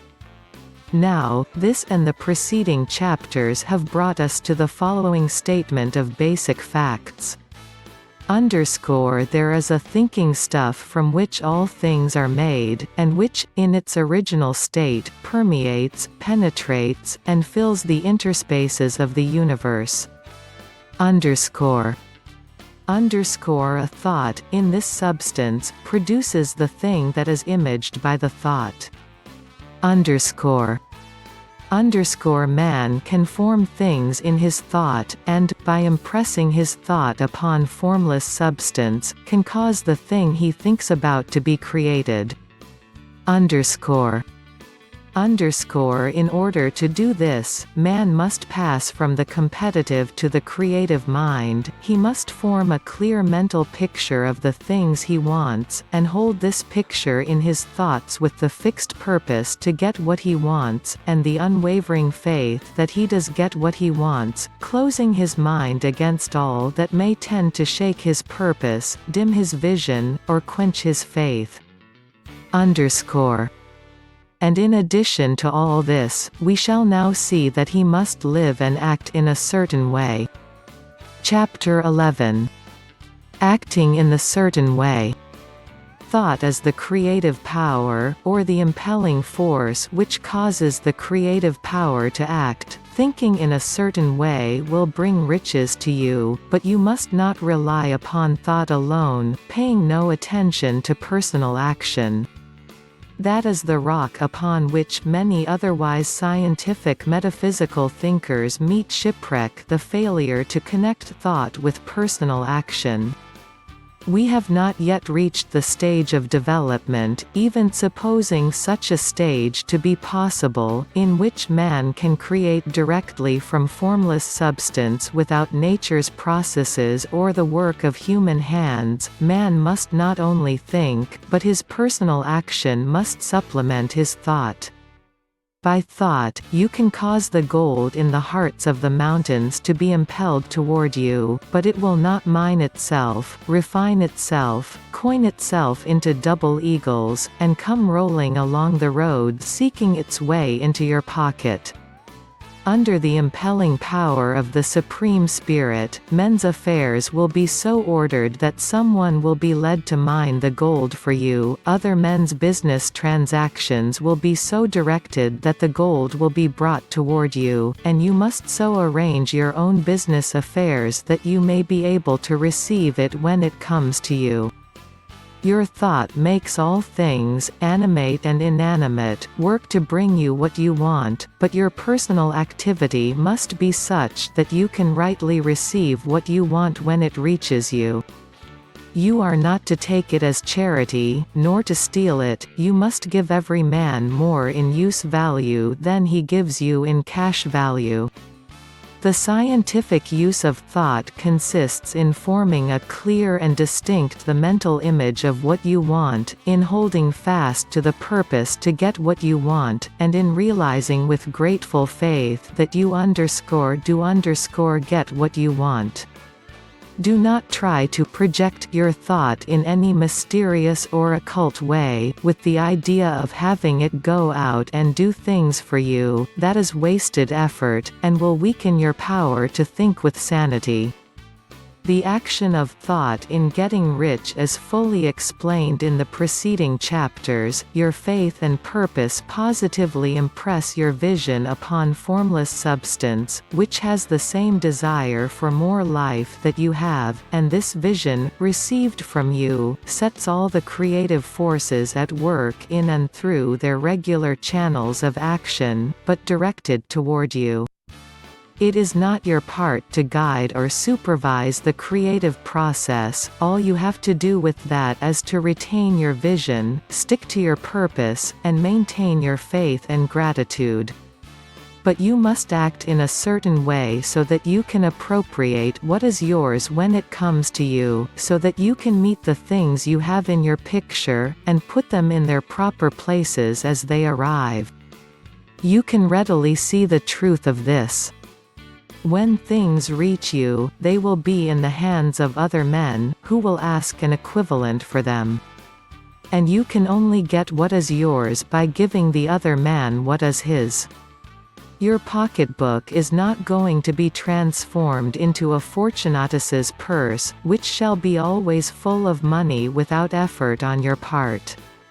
This is the crucial point in the science of getting rich, right here, where thought and personal action must be combined. There are very many people who, consciously or unconsciously, set the creative forces in action by the strength and persistence of their desires, but who remain poor because they do not provide for the reception of the thing they want when it comes. By thought, the thing you want is brought to you, by action you receive it. Whatever your action is to be, it is evident that you must act now. You cannot act in the past, and it is essential to the clearness of your mental vision that you dismiss the past from your mind. You cannot act in the future, for the future is not here yet.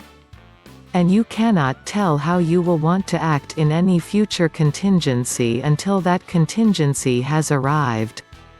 Because you are not in the right business or the right environment now, do not think that you must postpone action until you get into the right business or environment. And do not spend time in the present taking thought as to the best course in possible future emergencies. Have faith in your ability to meet any emergency when it arrives. If you act in the present with your mind on the future, your present action will be with a divided mind, and will not be effective. Put your whole mind into the present action. Do not give your creative impulse to original substance, and then sit down and wait for results. If you do, you will never get them. Act now. There is never any time but now, and there never will be any time but now. If you are ever to begin to make ready for the reception of what you want, you must begin now.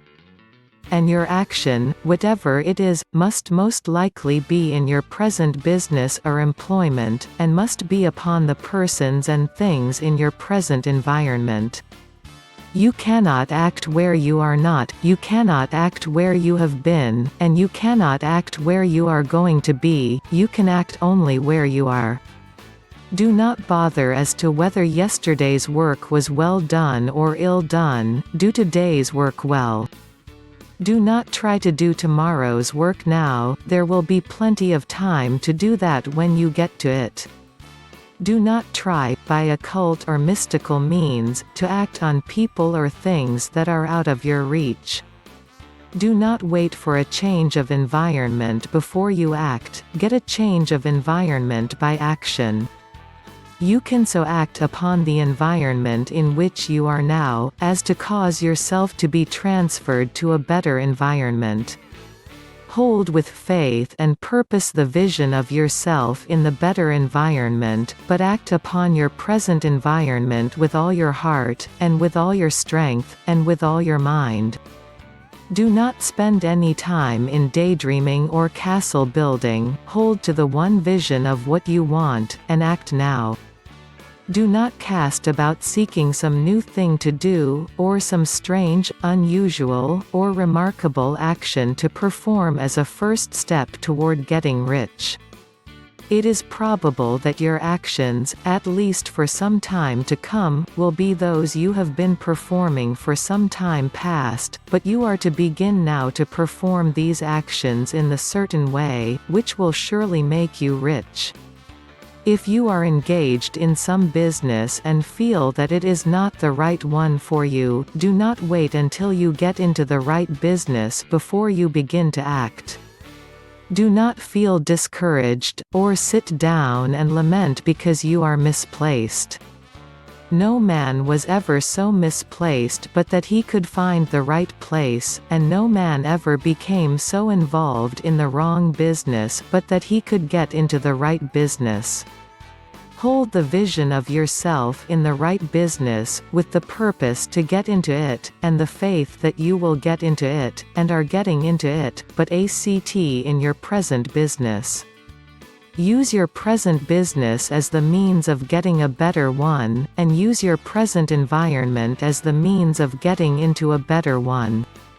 Your vision of the right business, if held with faith and purpose, will cause the Supreme to move the right business toward you, and your action, if performed in the certain way, will cause you to move toward the business. If you are an employee, or wage earner, and feel that you must change places in order to get what you want, do not project your thought into space and rely upon it to get you another job. It will probably fail to do so. Hold the vision of yourself in the job you want, while you act with faith and purpose on the job you have, and you will certainly get the job you want. Your vision and faith will set the creative force in motion to bring it toward you, and your action will cause the forces in your own environment to move you toward the place you want. In closing this chapter, we will add another statement to our syllabus. There is a thinking stuff from which all things are made, and which, in its original state, permeates, penetrates, and fills the interspaces of the universe. A thought, in this substance, produces the thing that is imaged by the thought. Man can form things in his thought, and, by impressing his thoughts upon formless substance, can cause the thing he thinks about to be created. In order to do this, man must pass from the competitive to the creative mind. He must form a clear mental picture of the things he wants, and hold this picture in his thoughts with the fixed purpose to get what he wants, and the unwavering faith that he does get what he wants, closing his mind to all that may tend to shake his purpose, dim his vision, or quench his faith.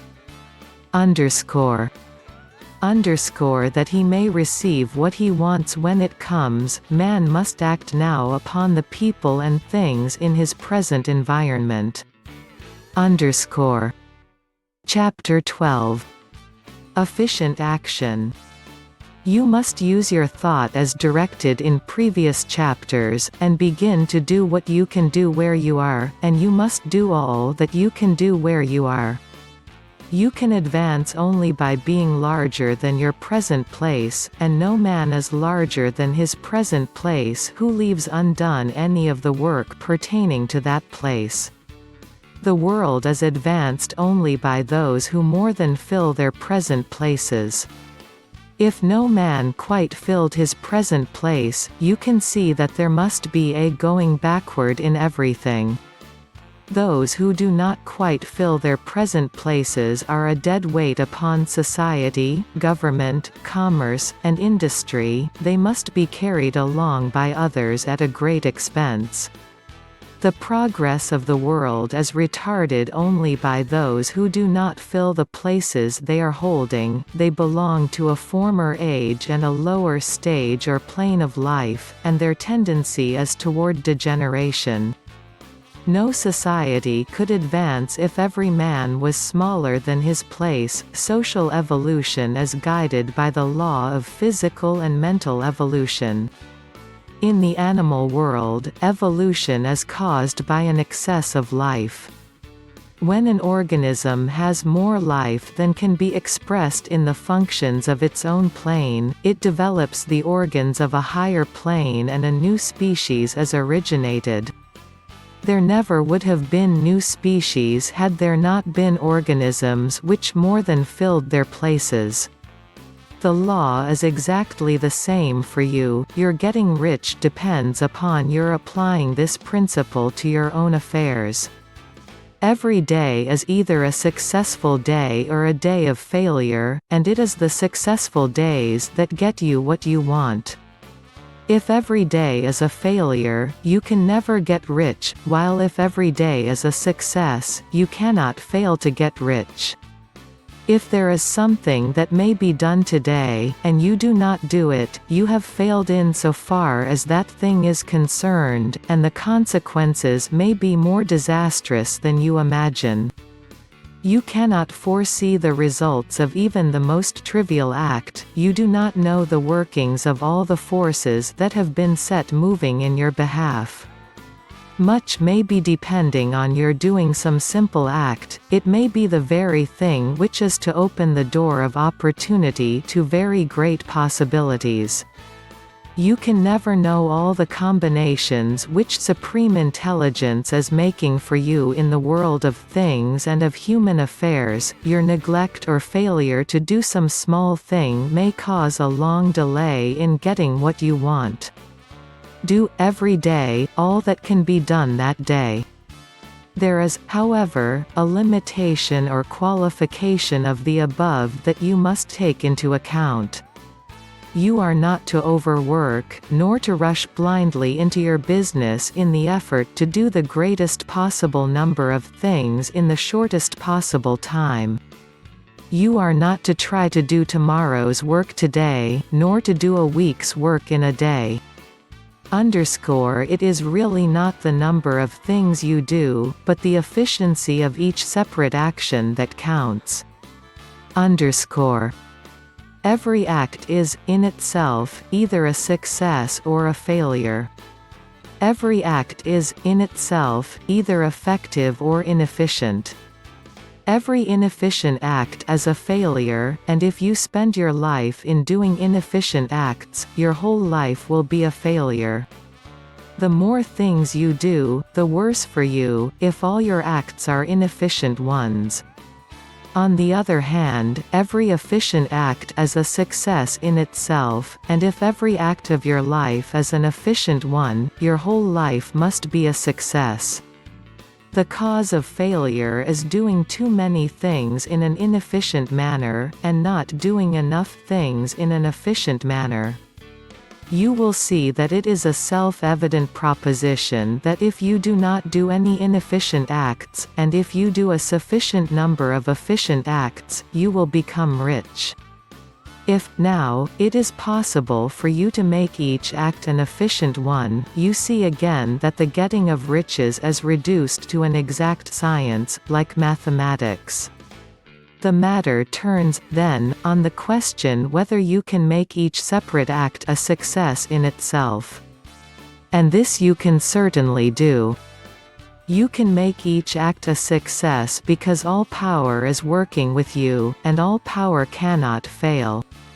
Power is at your service, and to make each act efficient you have only to put power into it. Every action is either strong or weak, and when every one is strong, you are acting in the certain way which will make you rich.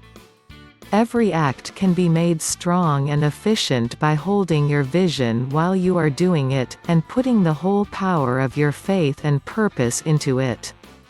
It is at this point that people fail who separate mental power from personal action. They use the power of the mind in one place and at one time, and they act in another place and at another time. So their acts are not successful in themselves, too many of them are inefficient. But if all power goes into every act, no matter how commonplace, every act will be a success in itself, and as in the nature of things every success opens the way to other successes, your progress toward what you want, and the progress of what you want toward you will become increasingly rapid. Remember that successful action is cumulative in its results. Since the desire for more life is inherent in all things, when a man begins to move toward larger life, more things attach themselves to him, and the influence of his desire is multiplied. Do, every day, all that you can do that day, and do each act in an efficient manner. In saying that you must hold your vision while you are doing each act, however trivial or commonplace, I do not mean to say that it is necessary at all times to see the vision distinctly to its smallest details. It should be the work of your leisure hours to use your imagination on the details of your vision, and to contemplate them until they are firmly fixed upon your memory. If you wish speedy results, spend practically all your spare time in this practice. By continuous contemplation, you will get the picture of what you want, even to the smallest details, so firmly fixed upon your mind, and so completely transferred to the mind of formless substance, that in your working hours, you need only to mentally refer to the picture to stimulate your faith and purpose, and cause your best effort to be put forth. Contemplate your picture in your leisure hours until your consciousness is so full of it that you can grasp it instantly. You will become so enthused with its bright promises that the mere thought of it will call forth the strongest energies of your whole being. Let us again repeat our syllabus, and by slightly changing the closing statements bring it to the point we have now reached. There is a thinking stuff from which all things are made, and which, in its original state, permeates, penetrates, and fills the interspaces of the universe. A thought, in this substance, produces the thing that is imaged by the thought. Man can form things in his thought, and, by impressing his thought upon formless substance, can cause the thing he thinks about to be created. In order to do this, man must pass from the competitive to the creative mind. He must form a clear mental picture of the things he wants, and do, with faith and purpose, all that can be done each day, doing each separate thing in an efficient manner. Chapter 13. Getting into the right business. Success, in any particular business, depends for one thing upon your possessing in a well-developed state the faculties required in that business. Without good musical faculty, no one can succeed as a teacher of music. Without well-developed mechanical faculties, no one can achieve great success in any of the mechanical trades. Without tact and the commercial faculties, no one can succeed in mercantile pursuits. But to possess in a well-developed state the faculties required in your particular vocation does not ensure getting rich. There are musicians who have remarkable talent, and who yet remain poor. There are blacksmiths, carpenters, and so on who have excellent mechanical ability, but who do not get rich, and there are merchants with good faculties for dealing with men who nevertheless fail. The different faculties are tools. It is essential to have good tools, but it is also essential that the tools should be used in the right way. One man can take a sharp saw, a square, a good plane, and so on, and build a handsome article of furniture. Another man can take the same tools and set to work to duplicate the article, but his production will be a botch. He does not know how to use good tools in a successful way. The various faculties of your mind are the tools with which you must do the work which is to make you rich. It will be easier for you to succeed if you get into a business for which you are well equipped with mental tools. Generally speaking, you will do best in that business which will use your strongest faculties, the one for which you are naturally best fitted. But there are limitations to this statement, also.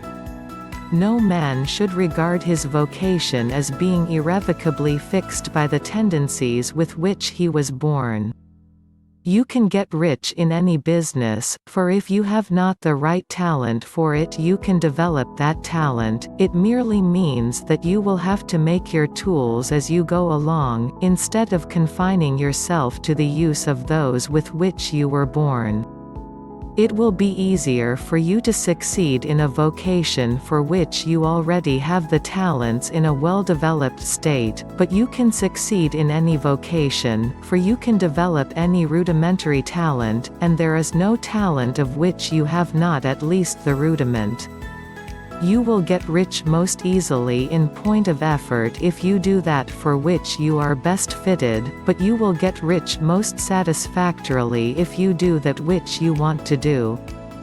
Doing what you want to do is life, and there is no real satisfaction in living if we are compelled to be forever doing something which we do not like to do, and can never do what we want to do.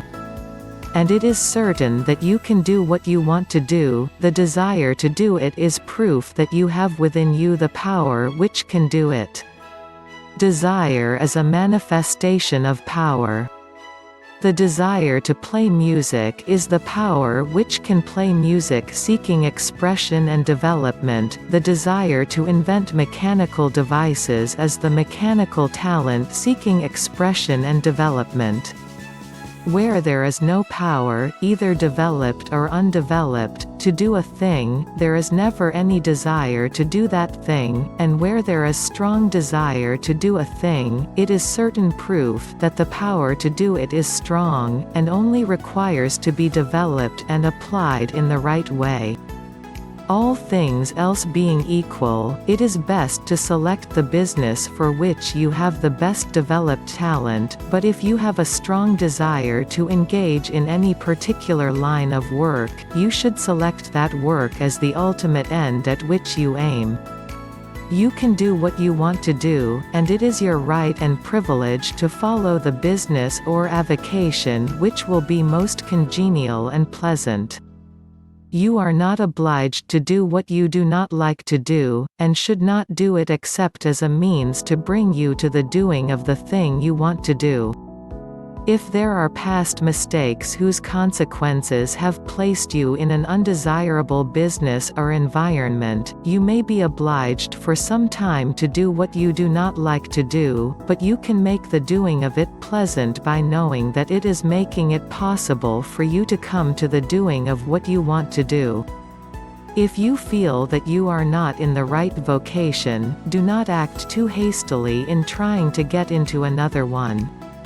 The best way, generally, to change business or environment is by growth. Do not be afraid to make a sudden and radical change if the opportunity is presented, and you feel after careful consideration that it is the right opportunity, but never take sudden or radical action when you are in doubt as to the wisdom of doing so. There is never any hurry on the creative plane, and there is no lack of opportunity. When you get out of the competitive mind, you will understand that you never need to act hastily. No one else is going to beat you to the thing you want to do, there is enough for all. If one place is taken, another and a better one will be opened for you a little farther on. There is plenty of time. When you are in doubt, wait. Fall back on the contemplation of your vision, and increase your faith and purpose, and by all means, in times of doubt and indecision, cultivate gratitude.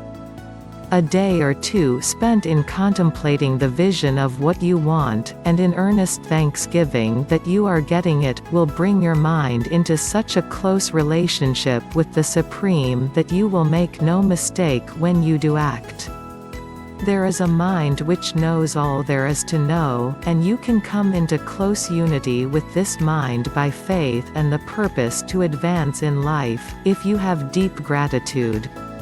Mistakes come from acting hastily, or from acting in fear or doubt, or in forgetfulness of the right motive, which is more life to all, and less to none.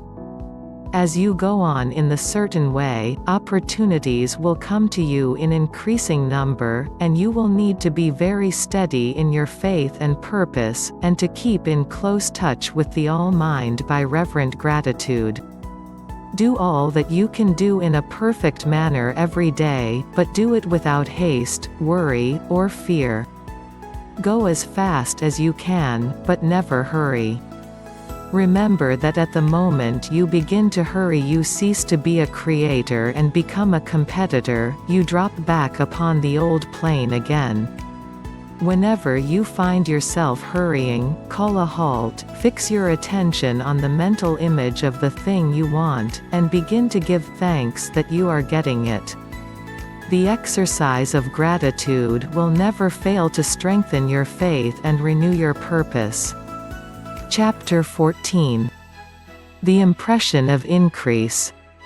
Whether you change your vocation or not, your actions for the present must be those pertaining to the business in which you are now engaged.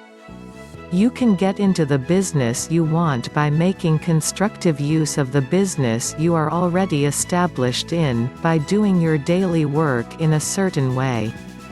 And insofar as your business consists in dealing with other men, whether personally or by letter, the key thought of all your efforts must be to convey to their minds the impression of increase. The increase is what all men and all women are seeking, it is the urge of the formless intelligence within them, seeking fuller expression. The desire for increase is inherent in all nature, it is the fundamental impulse of the universe. All human activities are based on the desire for increase. People are seeking more food, more clothes, better shelter, more luxury, more beauty, more knowledge, more pleasure, increase in something, more life.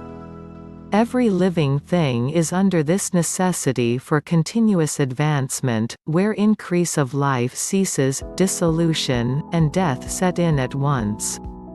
Man instinctively knows this, and hence he is forever seeking more. This law of perpetual increase is set forth by Jesus in the parable of the talents. Only those who gain more retain any, from him who hath not shall be taken away even that which he hath.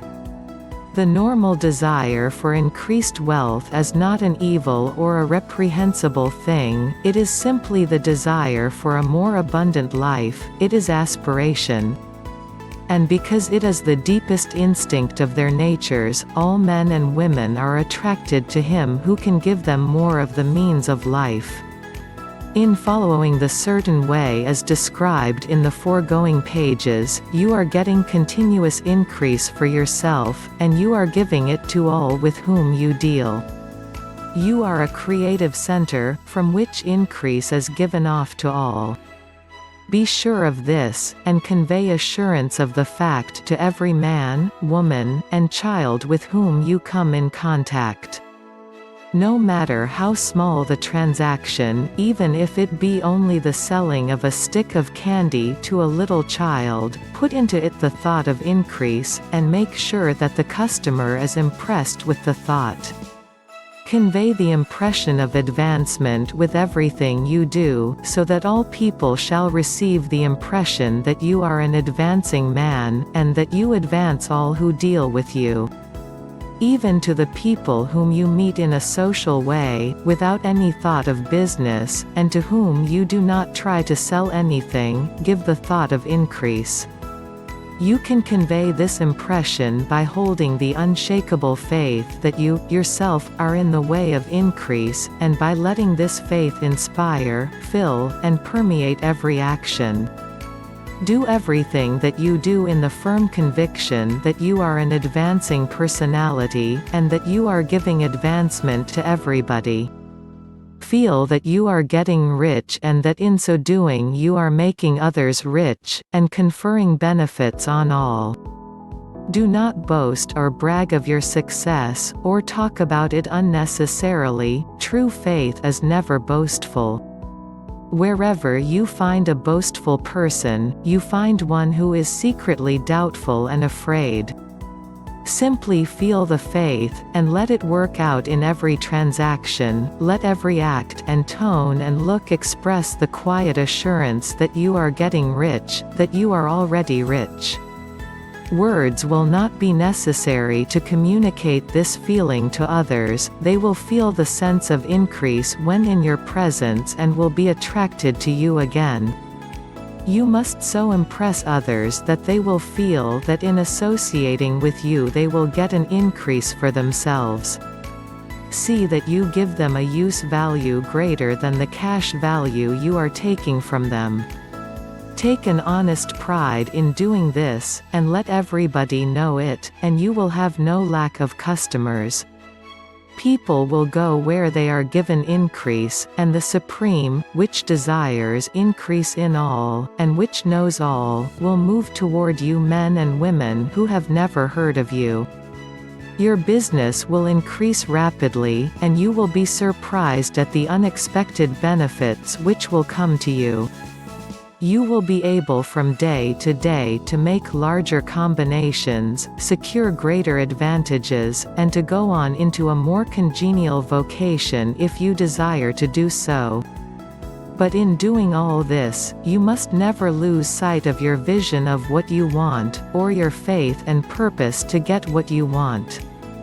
Let me here give you another word of caution in regard to motives. Beware of the insidious temptation to seek power over other men. Nothing is so pleasant to the unformed or partially developed mind as the exercise of power or dominion over others. The desire to rule for selfish gratification has been the curse of the world. For countless ages kings and lords have drenched the earth with blood in their battles to extend their dominions, this not to seek more life for all, but to get more power for themselves. Today, the main motive in the business and industrial world is the same: men marshal their armies of dollars, and lay waste the lives and hearts of millions in the same mad scramble for power over others. Commercial kings, like political kings, are inspired by the lust for power. Jesus saw in this desire for mastery the moving impulse of the evil world he sought to overthrow. Read the 23rd chapter of Matthew, and see how he pictures the lust of the Pharisees to be called «master», to sit in the high places, to domineer over others, and to lay burdens on the backs of the less fortunate, and note how he compares this lust for dominion with the brotherly seeking for the common good to which he calls his disciples. Look out for the temptation to seek authority, to become a master, to be considered as one who is above the common herd, to impress others by lavish display, and so on.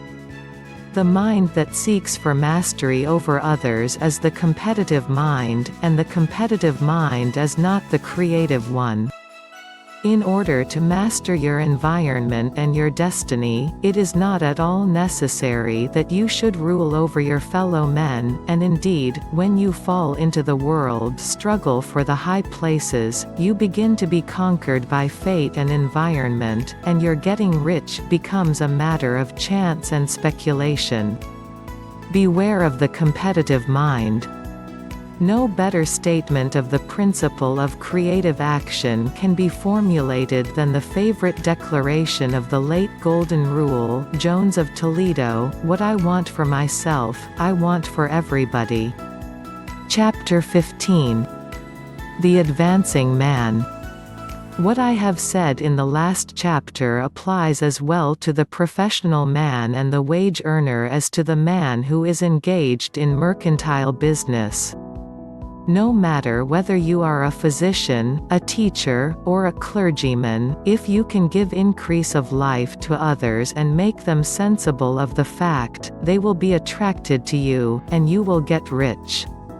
The physician who holds the vision of himself as a great and successful healer, and who works toward the complete realization of that vision with faith and purpose, as described in former chapters, will come into such close touch with the source of life that he will be phenomenally successful. Patients will come to him in throngs. No one has a greater opportunity to carry into effect the teachings of this book than the practitioner of medicine. It does not matter to which of the various schools he may belong, for the principle of healing is common to all of them and may be reached by all alike. The advancing man in medicine, who holds to a clear mental image of himself as successful, and who obeys the laws of faith, purpose, and gratitude, will cure every curable case he undertakes, no matter what remedies he may use. In the field of religion, the world cries out for the clergyman who can teach his hearers the true science of abundant life. He who masters the details of the science of getting rich, together with the allied sciences of being well, of being great, and of winning love, and who teaches these details from the pulpit, will never lack for a congregation. This is the gospel that the world needs. It will give increase of life, and men will hear it gladly and will give liberally support to the man who brings it to them.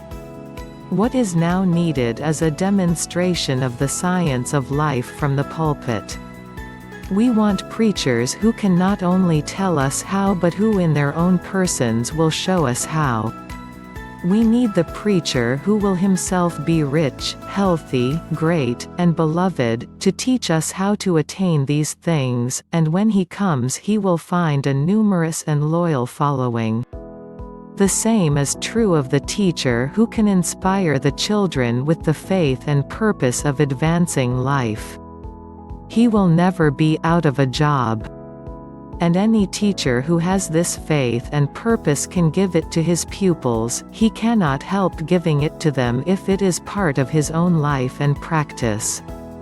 What is true of the teacher, preacher and physician is true of the lawyer, dentist, real estate man, insurance agent, of everybody. The combined mental and personal action I have described is infallible, it cannot fail. Every man and woman who follows these instructions steadily, perseveringly, and to the letter, will get rich. The law of the increase of life is as mathematically certain in its operation as the law of gravitation. Getting rich is an exact science. The wage earner will find this as true of his case as of any of the others mentioned. Do not feel that you have no chance to get rich because you are working where there is no visible opportunity for advancement, where wages are small and the cost of living high. Form your clear mental vision of what you want, and begin to act with faith and purpose. Do all the work you can do, every day, and do each piece of work in a perfectly successful manner. Put the power of success and the purpose to get rich into everything that you do. But do not do this merely with the idea of currying favor with your employer, in the hope that he, or those above you, will see your good work and advance you. It is not likely that they will do so. The man who is merely a good workman, filling his place to the very best of his ability, and satisfied with that, is valuable to his employer, and it is not to the employer's interest to promote him. He is worth more where he is. To secure advancement, something more is necessary than to be too large for your place. The man who is certain to advance is the one who is too big for his place, and who has a clear concept of what he wants to be, who knows that he can become what he wants to be, and who is determined to be what he wants to be. Do not try to more than fill your present place with a view to pleasing your employer, do it with the idea of advancing yourself. Hold the faith and purpose of increase during work hours, after work hours, and before work hours. Hold it in such a way that every person who comes in contact with you, whether foreman, fellow workman, or social acquaintance, will feel the power of purpose radiating from you, so that everyone will get the sense of advancement and increase from you.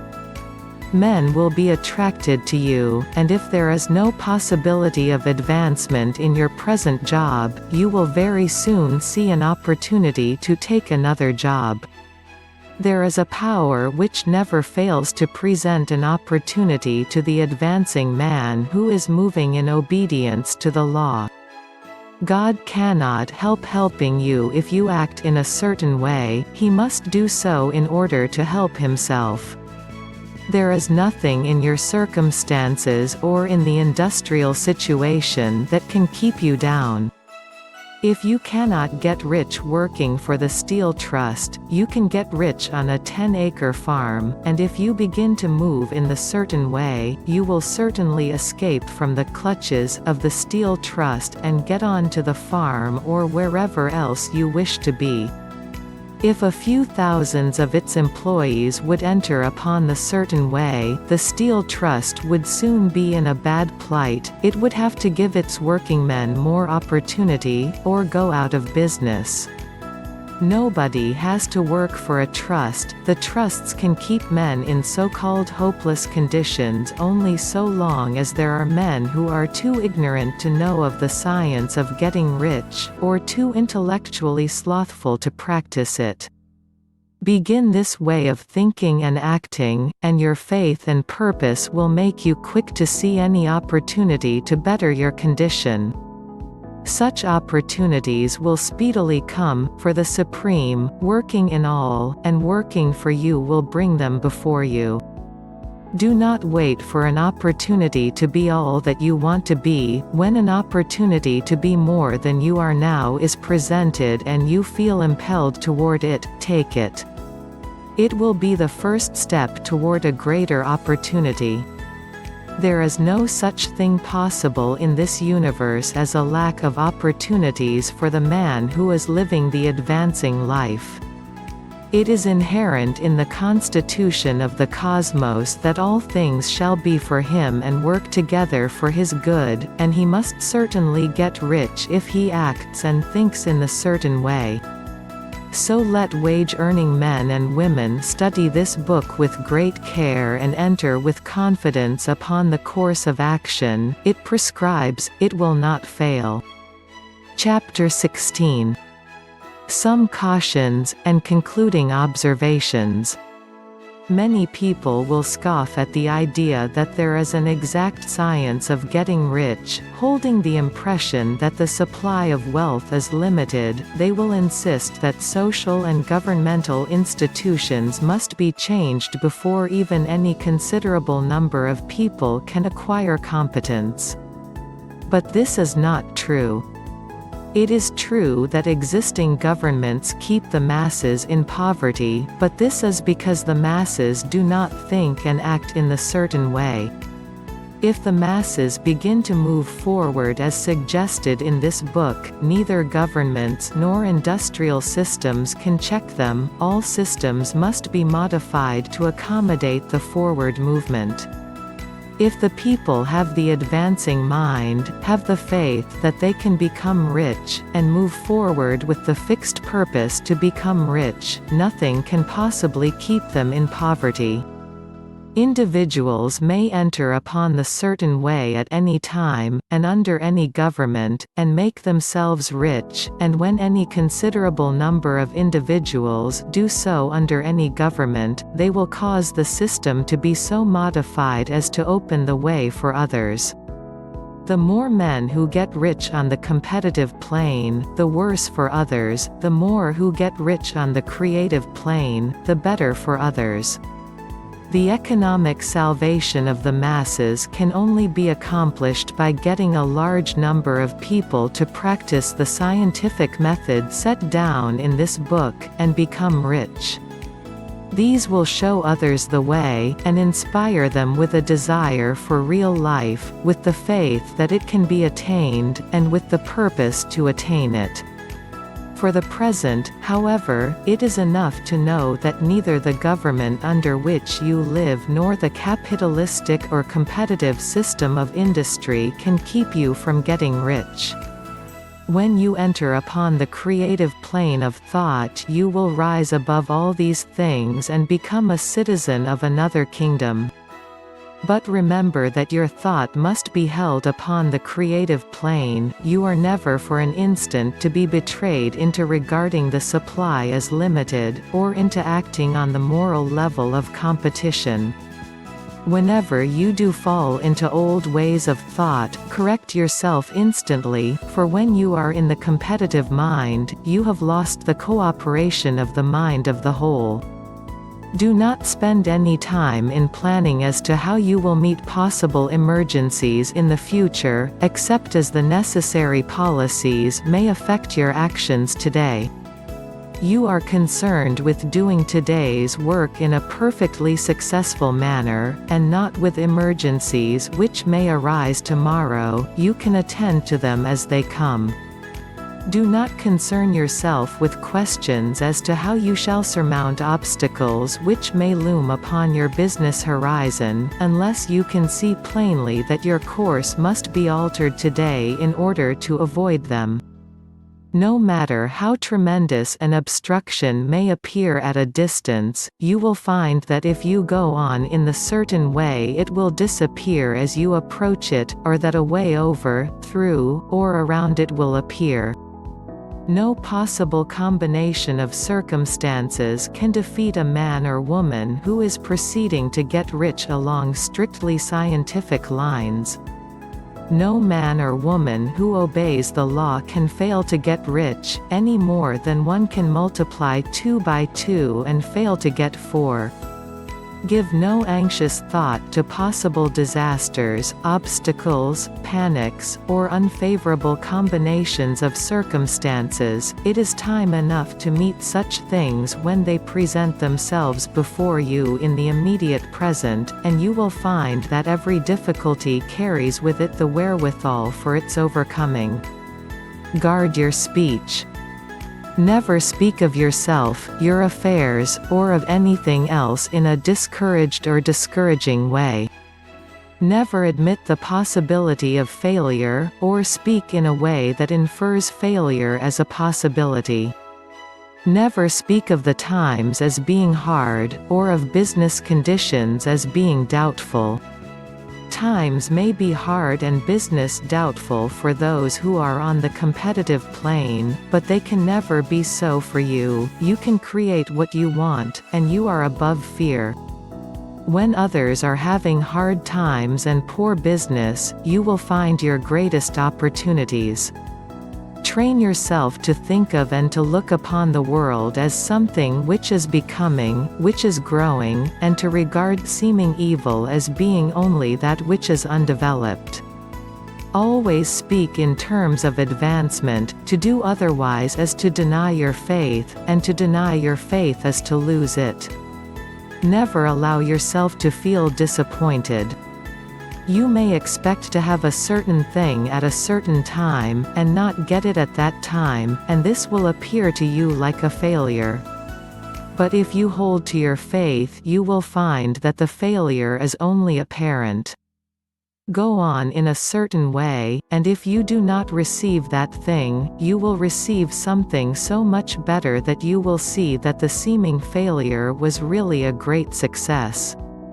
A student of this science had set his mind on making a certain business combination which seemed to him at the time to be very desirable, and he worked for some weeks to bring it about. When the crucial time came, the thing failed in a perfectly inexplicable way. It was as if some unseen influence had been working secretly against him. He was not disappointed, on the contrary, he thanked God that his desire had been overruled, and went steadily on with a grateful mind. In a few weeks an opportunity so much better came his way that he would not have made the first deal on any account, and he saw that a mind which knew more than he knew had prevented him from losing the greater good by entangling himself with the lesser. That is the way every seeming failure will work out for you if you keep your faith, hold to your purpose, have gratitude, and do, every day, all that can be done that day, doing each separate act in a successful manner. When you make a failure, it is because you have not asked for enough. Keep on, and a larger thing than you were seeking will certainly come to you. Remember this. You will not fail because you lack the necessary talent to do what you wish to do. If you go on as I have directed, you will develop all the talent that is necessary to the doing of your work. It is not within the scope of this book to deal with the science of cultivating talent, but it is as certain and simple as the process of getting rich. However, do not hesitate or waver for fear that when you come to any certain place you will fail for lack of ability. Keep right on, and when you come to that place, the ability will be furnished to you. The same source of ability which enabled the untaught Lincoln to do the greatest work in government ever accomplished by a single man is open to you. You may draw upon all the mind there is for wisdom to use in meeting the responsibilities which are laid upon you. Go on in full faith. Study this book. Make it your constant companion until you have mastered all the ideas contained in it. While you are getting firmly established in this faith, you will do well to give up most recreations and pleasures, and to stay away from places where ideas conflicting with these are advanced in lectures or sermons. Do not read pessimistic or conflicting literature, or get into arguments upon the matter. Do very little reading, outside of the writers mentioned in the preface. Spend most of your leisure time in contemplating your vision, and in cultivating gratitude, and in reading this book. It contains all you need to know of the science of getting rich, and you will find all the essentials summed up in the following chapter. Chapter 17. Summary of the Science of Getting Rich. There is a thinking stuff from which all things are made, and which, in its original state permeates, penetrates, and fills the interspaces of the universe. A thought in this substance produces the thing that is imaged by the thought. Man can form things in his thought, and by impressing his thought upon formless substance can cause the thing he thinks about to be created. In order to do this, man must pass from the competitive to the creative mind, otherwise he cannot be in harmony with the formless intelligence, which is always creative and never competitive in spirit. A man may come into full harmony with the formless substance by entertaining lively and sincere gratitude for the blessings it bestows upon him. Gratitude unifies the mind of man with the intelligence of substance, so that man's thoughts are received by the formless. Man can remain upon the creative plane only by uniting himself with the formless intelligence through a deep and continuous feeling of gratitude. Man must form a clear and definite mental image of the things he wishes to have, to do, or to become, and he must hold this mental image in his thoughts while being deeply grateful to the Supreme that all his desires are granted to him. The man who wishes to get rich must spend his leisure hours in contemplating his vision, and in earnest thanksgiving that the reality is being given to him. Too much stress cannot be laid on the importance of frequent contemplation of the mental image, coupled with unwavering faith and devout gratitude. This is the process by which the impression is given to the formless, and the creative forces set in motion. The creative energy works through the established channels of natural growth, and of the industrial and social order. All that is included in his mental image will surely be brought to the man who follows the instructions given above, and whose faith does not waver. What he wants will come to him through the ways of established trade and commerce. In order to receive his own when it shall come to him, man must be active, and this activity can only consist of more than filling his present place. He must keep in mind the purpose to get rich through the realization of his mental image. And he must do, every day, all that can be done that day, taking care to do each act in a successful manner. He must give to every man a use value in excess of the cash value he receives so that each transaction makes for more life, and he must so hold the advancing thought that the impression of increase will be communicated to all with whom he comes in contact. The men and women who practice the foregoing instructions will certainly get rich, and the riches they receive will be in exact proportion to the definiteness of their vision, the fixity of their purpose, the steadiness of their faith, and the depth of their gratitude. The end. Thanks for watching. Please subscribe to this channel and press the bell icon for more interesting stories.